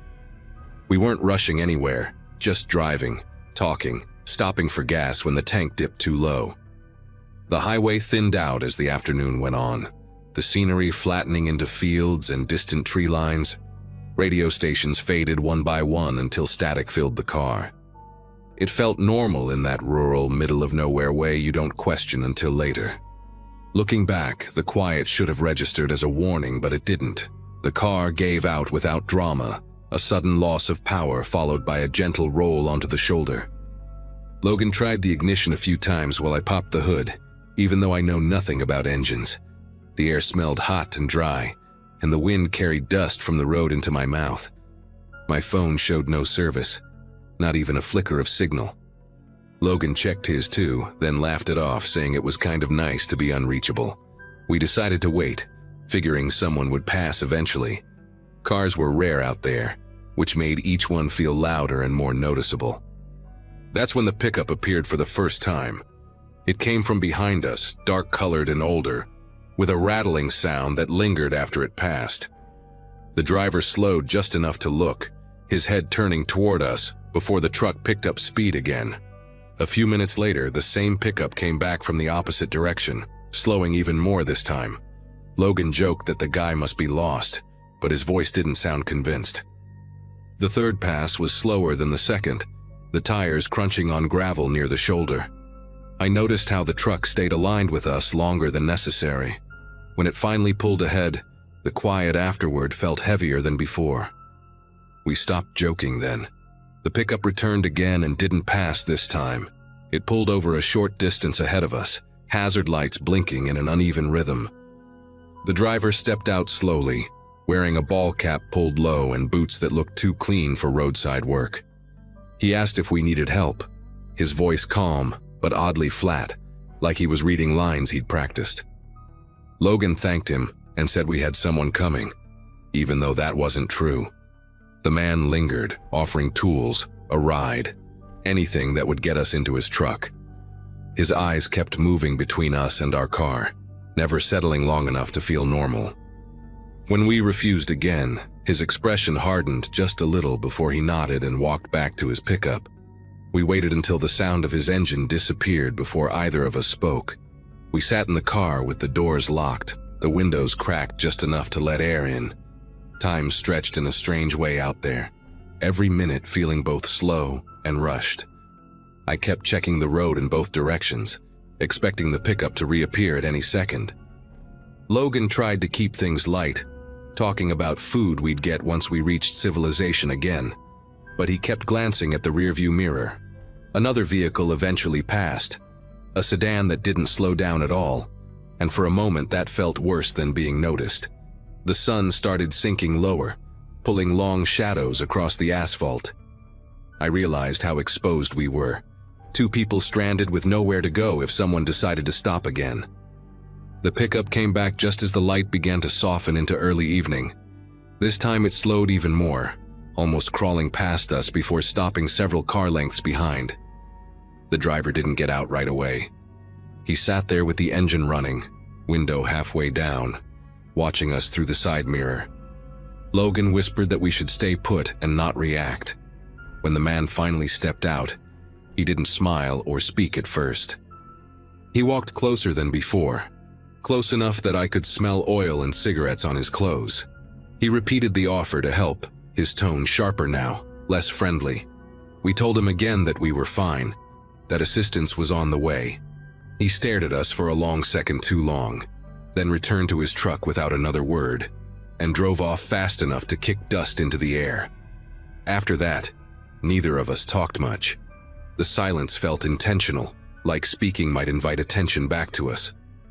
Eventually, a roadside service truck appeared from the opposite direction, its lights flashing in a way that felt unreal with relief. The driver was all business, hooking up the car and asking quick questions while I kept scanning the highway. I half expected the pickup to roar back into view before we left.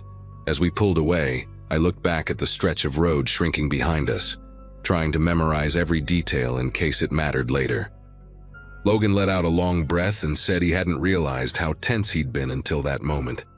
We ended up at a small town not far from there, waiting in a diner while the car was looked at. The place smelled like grease and burnt coffee, comforting in its familiarity. While Logan talked to the mechanic, I scrolled through local news on the diner's weak Wi-Fi. That's when I saw it, a short article buried near the bottom of the page. It mentioned a string of recent roadside robberies along a nearby highway, all involving stranded drivers and a dark pickup that would circle back before the attacks. The descriptions matched too closely to ignore. I read it twice, then a third time, my chest tightening with each detail. I showed the article to Logan and the color drained from his face as he read. The robberies hadn't happened far from where we broke down, and the pattern was almost identical. Victims had accepted help or rides thinking they had no other option. The article didn't say whether anyone had been caught. We paid our bill and left without finishing our food, both of us quiet during the rest of the drive. Even now, I think about how easily things could have gone differently if we'd made one small choice. That day taught me how thin the line is between an inconvenience and something much worse, especially when you're alone on the road. The rest of the drive felt longer than the miles on the map. Every pickup truck we passed made my shoulders tense, even hours later when the scenery changed and traffic picked up. We didn't play music. We didn't talk about what almost happened. It was like acknowledging it might give it more weight than we were ready to carry. When we finally reached our destination, exhaustion hit all at once, the kind that comes from being alert for too long.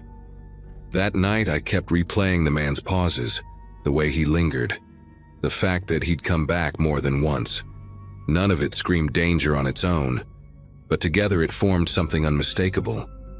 In the days that followed, I couldn't stop checking news updates from that area. A few more reports surfaced, then nothing.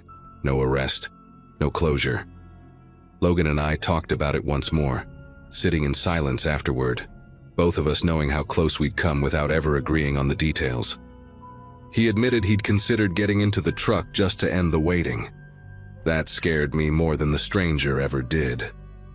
It made me realize how vulnerability changes your judgment, how exhaustion and isolation can make bad ideas feel reasonable. I started carrying extra water, a paper map, and a roadside kit after that trip. Not because I thought preparation would make me fearless, but because I never wanted to feel that powerless again. Sometimes I still picture that highway, how wide and empty it was, how easy it would have been for something terrible to unfold without witnesses.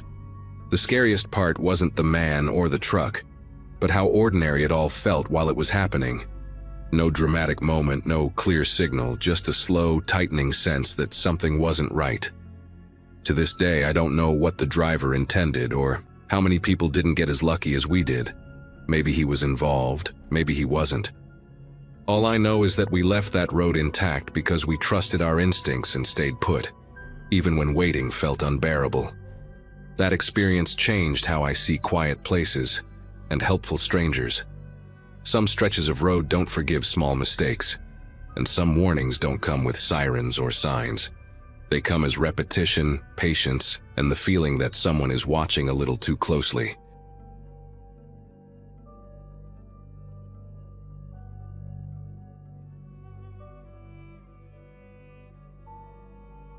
Early that morning, the trip still felt simple and almost boring, the kind of drive meant to clear your head. The plan was to cross a few states in one stretch, just me, Mason, and Riley rotating the wheel, chasing that loose feeling you get when the road keeps unspooling ahead of you.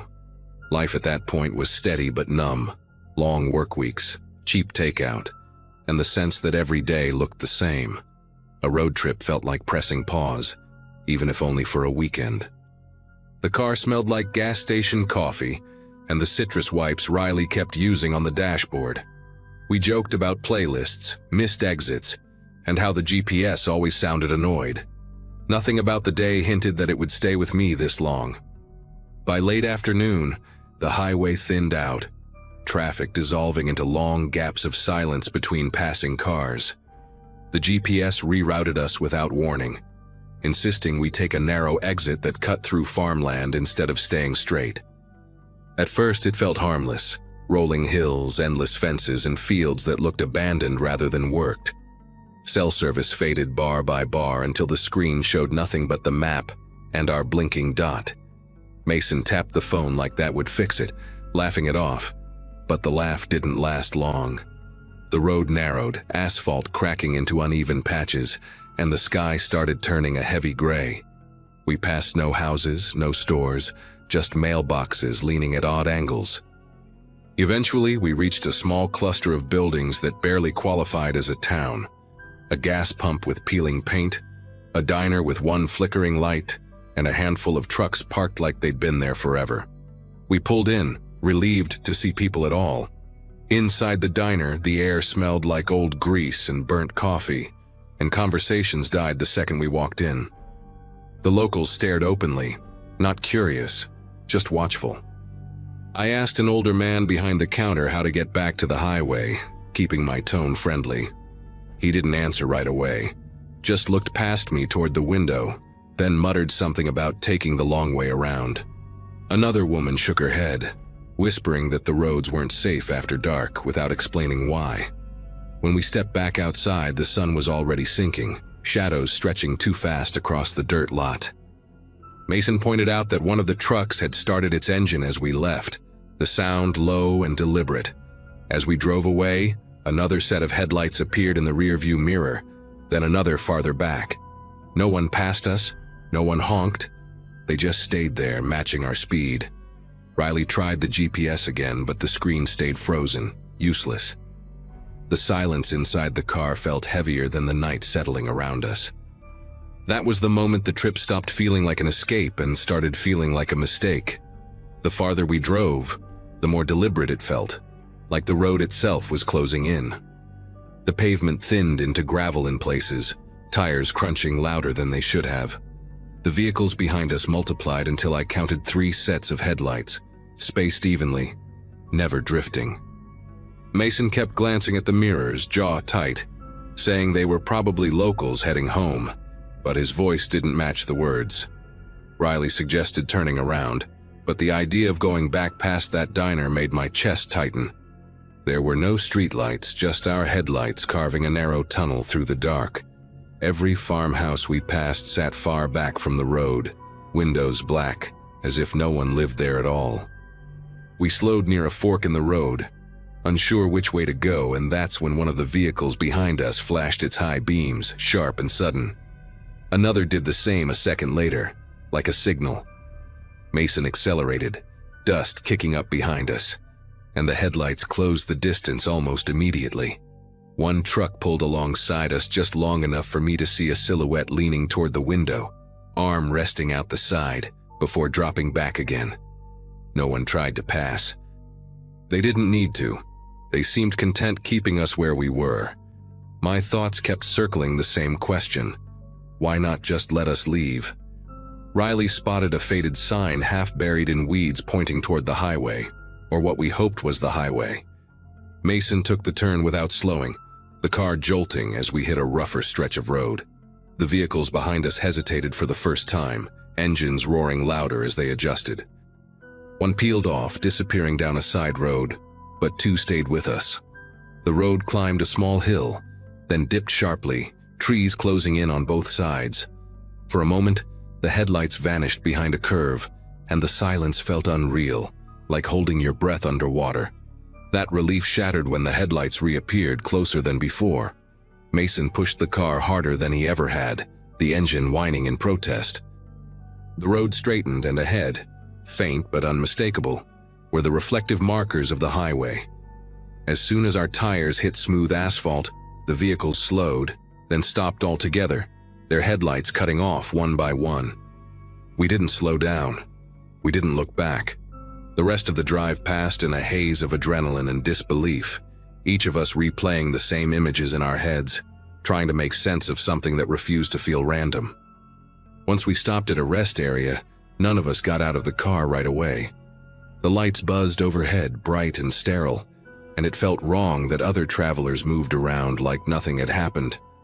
Mason finally killed the engine and just sat there, hands on the wheel, breathing slowly like he was trying not to shake. Riley broke the silence by saying the whole thing sounded insane out loud, which somehow made it worse. We replayed every second, the looks in that diner, the way the trucks moved in sync, the silence when we asked simple questions. No one had a theory that made sense. We agreed on one thing only. That wasn't random. Later that night, at a motel we hadn't planned on stopping at, sleep didn't come easily. Every headlight passing outside the curtains made me tense up, listening for engines slowing down. I started searching online, not knowing exactly what I was looking for, just typing fragments of what we experienced. Buried in local forums and old news posts were mentions of stranded motorists, assaults that never led anywhere, people found injured on back roads with no memory of who helped or hurt them. The locations were vague, unnamed, but the details lined up in uncomfortable ways. The comments were worse than the articles, locals warning outsiders not to wander, not to trust detours. Seeing it written by strangers made my skin prickle. The next morning we decided not to report anything. That choice still bothers me, but at the time, we couldn't explain what happened without sounding unhinged. No plates, no faces, no clear crime, just fear and instinct. Instead, Mason altered the rest of the route manually, triple-checking every stop. Riley barely joked anymore, staring out the window like the landscape itself might turn on us. We stayed on major highways, ignored every suggested shortcut, and didn't stop unless there were crowds around. The trip ended early, not because of distance, but because none of us wanted to keep pretending this was still fun. What sticks with me isn't just the fear, but how coordinated it all felt. Those people didn't panic or rush. They controlled the pace, the silence, the road itself. Whatever happens out there doesn't rely on luck or opportunity. It relies on travelers trusting a screen to guide them somewhere unfamiliar. I still take road trips, but I plan them like a paranoid person now. Offline maps, printed routes, and a hard rule to never follow a detour once service drops. Some places don't want visitors, and they make that clear in ways that never show up on a map.